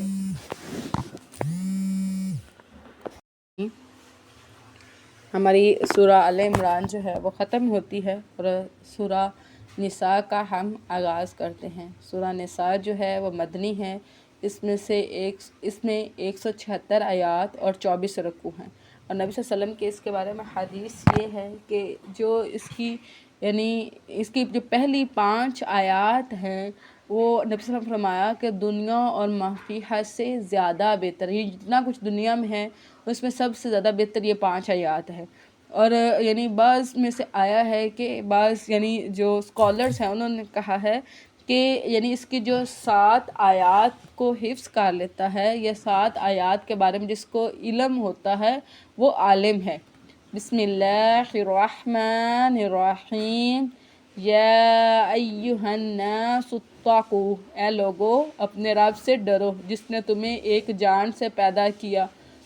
یعنی جیسے سیدنا آدم علیہ السلام سے، اور اسی سے اس کی بیوی پیدا کی، جیسے جو ان کی بیوی ہے وہ ان کی پسلی سے جو ہے وہ پیدا کی گئی، اور اس نے ان دونوں سے بہت سے مرد اور عورتیں پھیلا دی، اور پھر وہیں سے جو ہے وہ نسل انسانی کا آغاز ہوا۔ اور اللہ تعالیٰ سے ڈر کر رہو جس کے واسطے سے تم ایک دوسرے سے سوال کرتے ہو، یعنی اللہ کا خوف دلا کر ایک دوسرے سے سوال کرتے ہو، اور رشتہ داری کو بگاڑنے سے بھی ڈرو، یعنی آپس کے رشتوں میں جو ہے وہ یعنی اس کو ختم کرنے میں یا قطع تعلقی کرنے میں یا فساد پھیلانے سے اللہ کا خوف جو ہے وہ تمہارے اندر موجود ہو۔ بلا شبہ اللہ تعالیٰ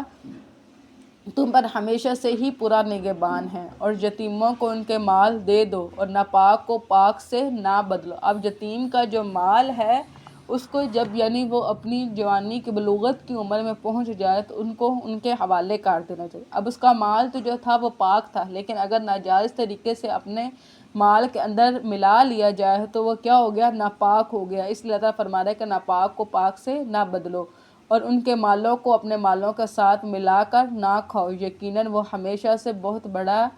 گناہ ہے۔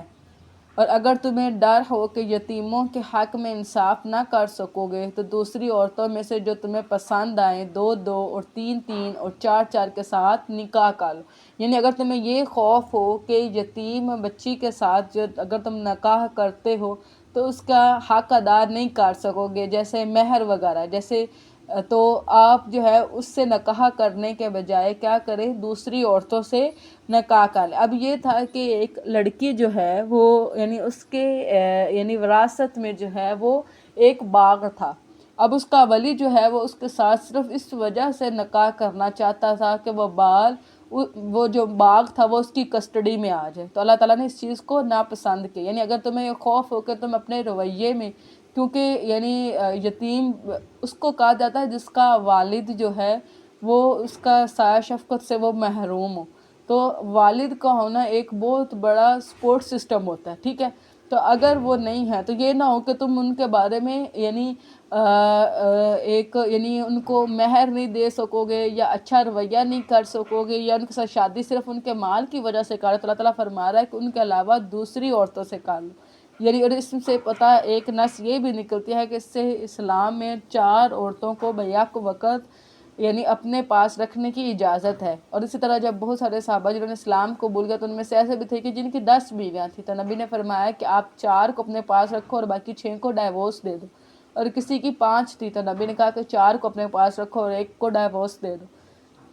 انصاف نہ کر سکو تو دوسری عورتوں میں سے جو تمہیں پسند آئے. پسند آنے سے یعنی یہاں پر یہ بات مباح ہے کہ شادی سے پہلے ایک نظر عورت کو دیکھ لینا چاہیے. اور نبی کی یعنی حدیث ہے کہ 4 بیسس پر جو ہے وہ کسی بھی عورت سے شادی کی جاتی ہے، اس کے حسن کی وجہ سے، اس کے مال کی وجہ سے، اس کے خاندان کی وجہ سے اور اس کے دین کی وجہ سے. تو تمہارے ہاتھ جو ہے وہ خاک آلود ہوں، تم دینداری کو پکڑو. یعنی جس کے اندر دینداری ہو نا، اور باقی چاہے 3 صفتیں نہ بھی ہوں تو دینداری کو پکڑ لو. ٹھیک ہے، دیندار عورت سے جو ہے وہ شادی کو پریفر کرو.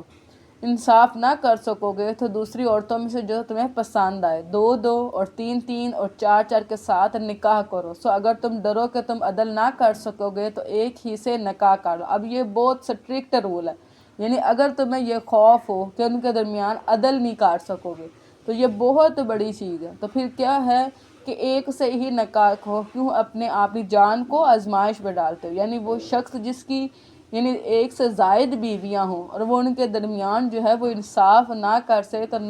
قیامت والے دن وہ شخص ایسے آئے گا جیسے پیرالائز ہوتا ہے، یعنی جیسے فالج کا، یعنی آدھا حصہ اس کا کام کرتا ہوگا اور آدھا حصہ اس کا کام نہیں کرتا ہوگا. یا وہ جن کے تمہارے دائیں ہاتھ مالک ہوں، یعنی اس سے مراد لونڈیاں ہیں. اور نبی صلی اللہ علیہ وسلم فرمایا کہ اس کے لیے دوہرا اجر ہے کہ جس کے پاس لونڈی ہو پھر وہ اس کو تعلیم و تربیت دے اور اس کا آداب یعنی مینرز وغیرہ سکھائے، پھر اس کو آزاد کر دے اور اس کے ساتھ نکاح کرے، تو اس کے لیے دوہرا جو ہے وہ اجر ہے. یہ زیادہ قریب ہے کہ تم انصاف سے نہ ہٹو. یعنی لونڈیاں تم 1 سے زیادہ یا 4 سے زیادہ جو ہے وہ رکھ سکتے ہو، لیکن نکاح والی عورتیں جو ہیں وہ کیا ہوں گی؟ 4 ہی ہوں گی. اور عورتوں کو ان کے مہر خوش دلی سے ادا کر دیا کرو. اب یہ کیا ہے کہ مہر کے بارے میں یہ کنسیپٹ ہونا چاہیے کہ یعنی یہ عورت کو ہی جو ہے وہ دیا جائے. بات زیادہ تر ایسا ہوتا تھا کہ ولی جو ہے وہ مہر لے لیا کرتے تھے. ٹھیک ہے، اور اسی طرح ہی کہ یعنی باقی سارا کچھ غیر شرعی ہماری شادیوں پر ہوتا ہے، اور جو مہر ہوتا ہے وہ شرعی. یعنی وہ 35 روپے باندھ رہے ہیں یا 100 روپے باندھ رہا ہے یا 150 باندھ رہا ہے یا زیادہ سے زیادہ 300 400 باندھ رہا ہے، یہ شرعی آپ کو کہ جب اللہ نے اس مہر کو یعنی اس کی کوئی ڈیجٹس نہیں دیے تو آپ اس کو کیسے شرعی مہر کہہ سکتے ہو کہ یہ شرعی مہر ہے، اس کی یہ ڈیجٹس ہے. تو اسی طرح سیدنا عمر نے اپنے دور میں یعنی ایک منبر پر کھڑے ہو کر انہوں نے یہ کہا کہ تم جو اتنے لمبے چوڑے مہر باندھنے لگ گئے ہو، نبی کے دور میں ایسے نہیں باندھے گئے. تو 400 درہم شاید انہوں نے یہ ڈیجٹ بتایا کہ اس سے زیادہ اب میں نہ دیکھوں کہ کوئی مہر یعنی دے رہا. تو اسی وقت ہی ایک عورت نے کہا کہ کیا آپ نے اللہ کی کتاب کو پڑھا؟ تو انہوں نے کہا کیا؟ انہوں نے کہا جب اللہ تعالیٰ نے کہا ہے کہ اپنی استطاعت کے مطابق جتنا تم خوش دلی سے دے سکتے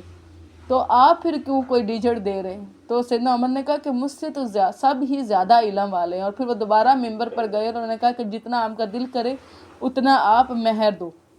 پھر اگر وہ اس میں سے کوئی چیز تمہارے لیے چھوڑنے پر دل سے خوش ہو جائے تو تم اس کو کھاؤ، مزیدار اور خوشگوار. یعنی ہاں وہ پورا مہر معاف کرنا یہ صرف نبی کو حق حاصل ہے. یہ نبی کی بیویاں بغیر مہر کے بھی نکاح کر سکتی، لیکن اور کسی کے ساتھ یہ نہیں ہے، اس میں مہر دینا ہوگا. ہاں اگر بیوی یعنی خوش دلی سے یا گفٹ کے طور پر اپنے ہسبینڈ کو کچھ مہر چھوڑ دے تو اس میں گناہ نہیں ہے. اور اسی طرح ہمارے ہاں زیادہ کیا ہوتا ہے کہ ایک یہ بھی کلچر پایا جاتا ہے کہ عورتوں کا انفورس کیا جاتا ہے کہ تم مہر معاف کر دو. وہ کیوں معاف کر دے؟ اور آپ کے کہنے پہ نہیں، اس کے اگر دل میں ہے جتنا ہے وہ کر دے، اور اگر دل میں نہیں بھی ہے تو اس میں کوئی گناہ نہیں ہے، وہ اس کا رائٹ ہے. تو اللہ تعالیٰ فرما رہے اگر وہ معاف کر دے تو اس پہ کیا ہے کہ اس کو مزے سے آپ کھا سکتے ہو، لیکن سارا مہر معاف نہیں کیا جائے گا. اور ناسمجھوں کو اپنے وہ مال نہ دو جسے اللہ تعالیٰ نے تمہارے لیے قائم رہنے کا ذریعہ بنایا۔ ناسمجھ سے مراد ناعقل ہیں، یعنی بے وقوف لوگ، یا پھر وہ کہ جو ابھی بالکل نادار اور بچے ہیں۔ ایسے لوگوں کو اپنے سارے مال نہ دیں کہ کہیں وہ ضائع نہ کر دیں، یعنی آپ کی ساری لائف ہی اس پر بیس کر رہی ہے، اس لیے آپ کیا کرو کہ اپنے مال ان کو حوالے نہ کرو جب تک کہ وہ کسی بھی سکل میں یعنی سٹرونگ نہیں ہو جاتے، ٹھیک ہے، جسے اللہ تعالیٰ نے تمہارے لیے قائم رہنے کا ذریعہ بنایا، اور تم انہیں کھلاؤ اور پہناؤ، یعنی وہ جو بے عقل لوگ ہیں ان کو کھلاؤ اور پہناؤ اور ان سے بھلی بات کرو، اور یتیموں کو جانچتے رہو یہاں تک کہ وہ نکاح کی عمر کو پہنچ جائے، یعنی ان کے مالوں کو، یتیموں کے مالوں کو سنبھال کر رکھیں، اور جب وہ یعنی بلوغت کی عمر کو پہنچ جائیں پھر اگر تم ان میں سمجھ بوجھ محسوس کرو، یعنی اس سے مراد یہ ہے کہ لڑکے کے لیے تو اس کے کاروبار کو دیکھا جائے کہ وہ اپنے کاروبار میں کیسا، اور لڑکی کے لیے دیکھا جائے کہ اپنی گھر کی چیزوں کو کیسے مینیج کر رہی ہے، جیسے کپڑے وغیرہ یا دوسری، تو پھر ان کے مال ان کے حوالے کیے جائیں گے، اور ان کے لیے مال ان کے حوالے کر دو، اور اس سے ڈرو کہ وہ بڑے ہو جائیں گے، ان کا مال فضول خرچی سے جلدی جلدی کرتے ہوئے نہ کھا جاؤ، یعنی اگر اللہ نے اجازت دی ہے ساتھ مال ملانے کی تو اس وجہ سے جلدی جلدی نہ کھا جائے کہ وہ بڑے ہوں گے تو ہم سے مال مانگیں گے، تو ان سے کے بڑے ہونے سے پہلے ہم ان کا مال کھا لیں، اور جو مالدار ہے تو لازم ہے کہ وہ بچے، یعنی جو مالدار ہے اس کی کفالت میں اگر کوئی یتیم ہے تو وہ یتیم کا مال نہ لے، اور جو محتاج ہے تو لازم ہے کہ وہ معروف طریقے سے کھائے، یعنی وہ اس میں سے صرف اتنا ہی لے کفالت کے بدلے میں جتنا کہ وہاں پر معروف ہے کفالت کے لیے۔ چنانچہ جب تم ان کا مال ان کے حوالے کرنے لگو تو ان پر گواہ بنا لو، یعنی جب مال دے دیا جا رہا ہے تو اس پر گواہی دو، اور اللہ تعالیٰ ہی حساب لینے والا کافی ہے۔ مردوں کے لیے ایک حصہ ہے، اب یہ وراثت کے احکام ہیں اور اس کو آپ نے غور سے سننا ہے، اس میں سے جو والدین اور قریبی رشتہ دار ترکے میں چھوڑ جائے، اور عورتوں کے لیے بھی اس میں سے ایک حصہ ہے جو والدین اور قریبی رشتہ دار ترکے میں چھوڑ جائیں۔ یہ ایک صحابی رسول تھے جو احد کی جنگ میں شہید ہو گئے تھے، اب ان کے پیچھے ان کی بچیاں تھیں، اور جو ان کے چچا تھے انہوں نے وہ سارا مال لے لیا تھا۔ ان کی جو مسز تھی وہ نبی صلی اللہ علیہ وسلم کے پاس آئی اور بتایا کہ اس طرح میرے شوہر جو ہے وہ غزوہ احد میں شہید ہو گئے، اب ان کی یہ بیٹیاں ہیں اور ان کے چچا نے ان کا سارا مال لے لیا، تو اب میرے پاس مال نہیں ہے، تو پھر ان بچیوں کی میں شادیاں یعنی کیسے کروں گی نا؟ تو انہوں نے کہا کہ نبی صلی اللہ علیہ وسلم اس پر خاموش ہو گئے، اور پھر یہ آیت جو ہے وہ وراثت کے احکام والی اتری کہ لڑکیوں کا بھی حصہ ہے، یعنی آپ اندازہ نہیں کر سکتے کہ اس حکم سے پہلے یعنی اسلام میں عورتوں کا کوئی حصہ نہیں ہوتا تھا وراثت میں، لیکن اللہ نے رکھا، اور پھر اس آیت پر بھی یعنی یہ کہا جاتا تھا کہ کئی 8واں یا 5واں یا 7واں حصہ ہو، لیکن اللہ نے 2/3 حصہ رکھا، تو اس پر جواز یہ پیش کیا جاتا تھا کہ عورتیں تو جنگ نہیں کرتی، نہ وہ گھوڑا چلاتی ہیں، نہ وہ مال غنیمت میں ساتھ ہوتی ہیں، یعنی ہر مشکل کام تو مرد کرتا ہے، تو اس لیے بچوں کو بھی اور بزرگوں کو بھی اور عورتوں کو بھی وراثت میں حصہ نہیں دیا جاتا تھا، بس وراثت میں حصہ ان لوگوں کو دیا جاتا تھا جو جنگ کرتے تھے، ٹھیک ہے، جو والدین اور قریبی رشتہ دار ترکے میں چھوڑ جائیں، اس میں سے جو تھوڑا یا زیادہ ہو مقرر کیا ہوا حصہ ہے، یعنی اللہ نے جو حصے مقرر کر دیے ہیں وہ ویسے ہی رہیں گے، یعنی وہ بدلے نہیں جائیں گے، یعنی جس طرح ان کی خواہش تھی عرب کے لوگوں کی کہ یہ حصہ آگے پیچھے ہو جائے، یعنی 2/3 یہ جو حصے ہیں یعنی اس طرح، تو وہ کوئی 8واں حصہ بن جائے، اور جب تقسیم کے وقت قرابت دار اور یتیم اور محتاج آ جائیں تو انہیں بھی اس مال میں سے کچھ دے دو اور ان سے بھلی بات کرو۔ اب یہ کیا ایک اصول بتایا جا رہا ہے کہ جب کوئی یعنی جب جائیداد تقسیم ہو رہے گی تو وہ لوگ جو وراثت والے ان کو تو حصہ ملنا ہے، لیکن اگر کوئی وہ لوگ جن کا وراثت میں حصہ نہیں ہے اگر تقسیم کے وقت آ جائے تو یا تو ان سے بھلی بات کی جائے، ان کو کہا جائے کہ دیکھیں آپ یعنی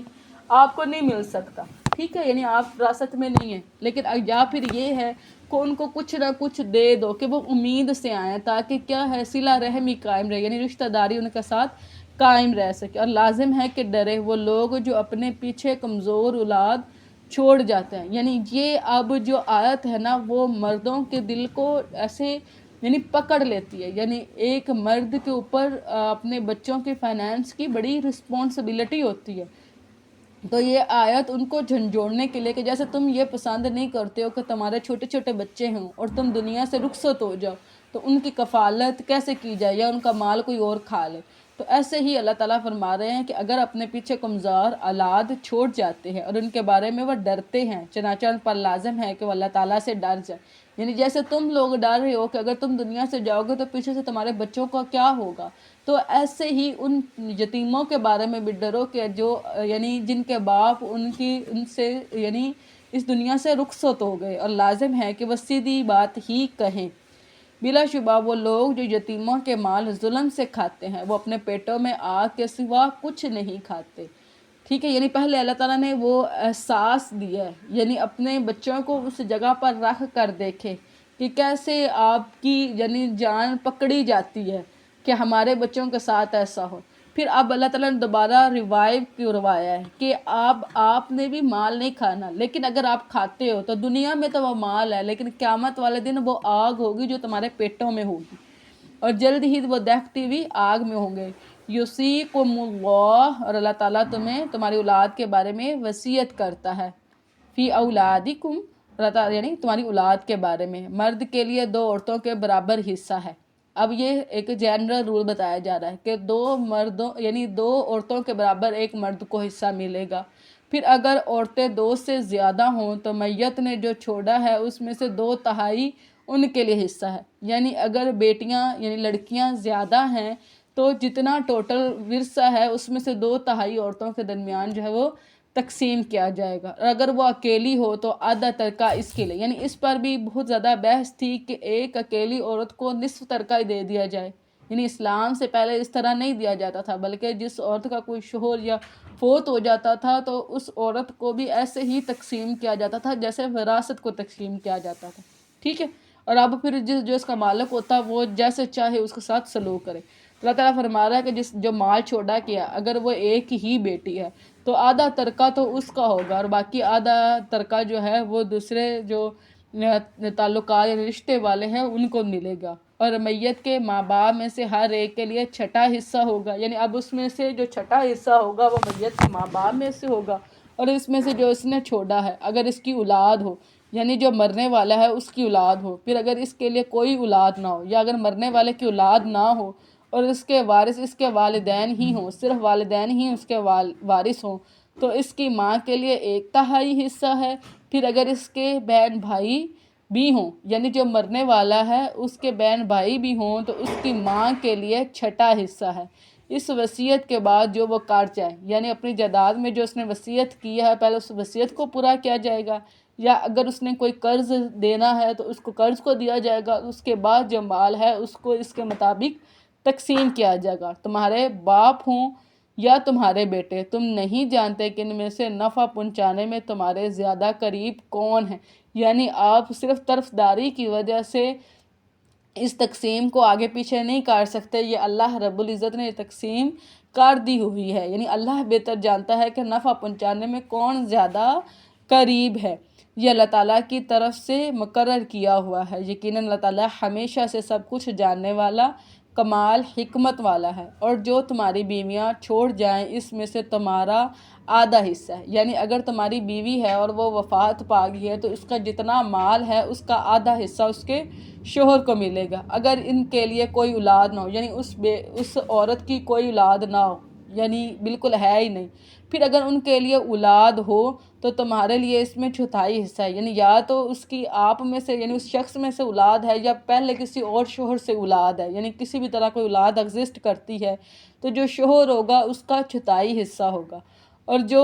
انہوں نے چھوڑا ہے اس وصیت کے بعد جو وہ کٹ جائے یا قرض کی ادائیگی کے بعد، اور ان کے لیے 1/4 حصہ ہے اس میں سے جو تم نے چھوڑا ہے، یعنی اگر شوہر فوت ہو جائے تو اس میں کیا ہے 1/4 حصہ ہوگا اگر تمہاری کوئی اولاد نہ ہو، یعنی اب مرد کی کوئی اولاد نہ ہو۔ پھر اگر تمہارے لیے کوئی اولاد ہو تو اس میں سے ان کے لیے 8واں حصہ، یعنی پھر بیوی کا جو حصہ ہوگا وہ 8واں ہوگا جو تم نے چھوڑا ہے اس وصیت کے بعد جو تم کر جاؤ یا قرض کی ادائیگی کے بعد۔ اور اگر کوئی مرد جس کا ورثہ لیا جا رہا ہے ایسا ہے جس کی نہ ماں باپ ہیں اور نہ ہی اولاد ہے، یعنی نہ تو اس کی کوئی اولاد ہے اور نہ ہی پیچھے ماں باپ ہے،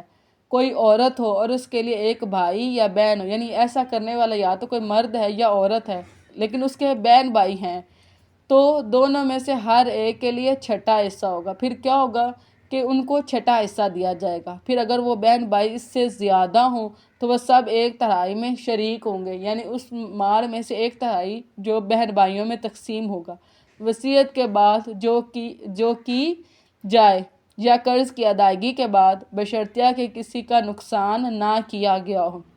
اللہ تعالیٰ کی طرف سے وصیت ہے اور اللہ تعالیٰ سب کچھ جاننے والا نہایت بردبار ہے۔ یعنی پہلے تو لوگ اپنے مال کی وصیت کرتے تھے نا، اب یہ اللہ تعالیٰ نے کلی طور پر مال کی سب کی طرف وصیت کر دی ہے کہ مال کی تقسیم جو ہے وہ ایسے ہی کی جائے گی۔ یہ اللہ تعالیٰ کی حدود ہے، اور جو اللہ تعالیٰ اور اس کے رسول کی فرما برداری کرے گا وہ اسے جنتوں میں داخل کرے گا جس کے نیچے سے نہریں جاری ہوں گی، ان میں وہ ہمیشہ رہنے والے ہیں، اور یہ بہت بڑی کامیابی ہے۔ اور جو اللہ تعالیٰ اور اس کے رسول کی نافرمانی کرے گا اور اس کی حدود سے نکل جائے گا، اللہ تعالیٰ اس کو آگ میں داخل کرے گا جس میں وہ ہمیشہ رہنے والے ہیں، اور اسی کے لیے رسوا کن عذاب ہے۔ واللاتী یأتین الفاحش، اور تمہاری عورتوں میں سے جو بدکاری کرے، یعنی بدکاری سے مراد جو ہے زنا ہے، اور ان پر اپنے اوپر سے 4 مردوں کو گواہی لو۔ اب اس پر اگر جس پر زنا کی یعنی بات کی گئی ہے اس پر 4 مرد جو ہیں وہ عینی گواہ ہوں، کیونکہ اس کی سزا بہت بڑی ہے، ٹھیک ہے۔ تو اب اس کے لیے کیا ہے، 4 مرد جو ہیں وہ اس بات پر گواہی دیں اور وہ پوری ڈیٹیلنگ کریں کہ کس ٹائم پہ کس جگہ پہ کیسے کیسے انہوں نے اس حالت میں دیکھا ہے، ٹھیک ہے۔ پھر اگر وہ گواہی دے دے تو انہیں گھر میں بند رکھو۔ اب فاحشہ عورت کو اللہ تعالیٰ کے حکم سے کیا ہے، نظر بند کی سزا دی گئی ہے۔ کیوں؟ تاکہ سوسائٹی میں بے حیائی کو پروموٹ کرنے سے روکا جا سکے، ٹھیک ہے، یہاں تک کہ انہیں موت اٹھا لیا جائے یا اللہ تعالیٰ ان کے لیے کوئی راستہ نکال دے۔ اب کیا ہے کہ یا تو موت تک ان کو اس طرح قید میں رکھنا ہے، یا پھر کوئی راستہ نکال دے۔ اب یہ وہی راستہ ہے جو زنا کی سزا کا ہے، اب یہ وہ راستہ نکلا ہے جس میں رجم ہے اور کوڑے کا ہے، ٹھیک ہے۔ اور تم میں سے جو بھی 2 افراد بدکاری کریں ان دونوں کو سزا دو۔ اس سے مراد ہے کہ جو بھی 2 افراد سے مراد 2 مرد ہیں، ٹھیک ہے، جو فعل قوم لوط کرے،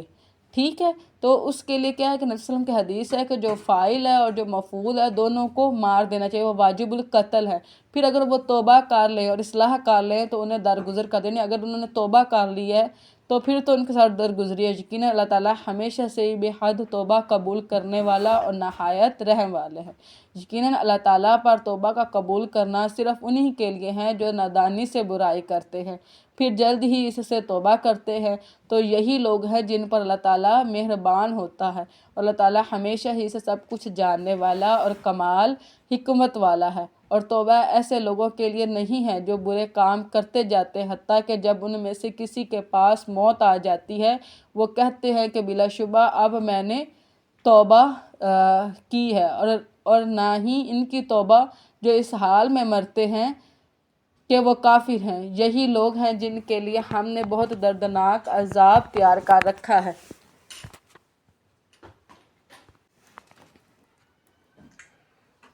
یا ایھا الذین آمنوا، اے لوگو جو ایمان لائے ہو، تمہارے لیے حلال نہیں ہے کہ تم زبردستی عورتوں کے وارث بن جاؤ۔ اب یہ کیا تھا کہ جب جس عورت کا شوہر جو وفات پاتا تو اس کو ایسے ہی تقسیم کیا جاتا تھا جیسے ورثہ تقسیم ہوتا ہے،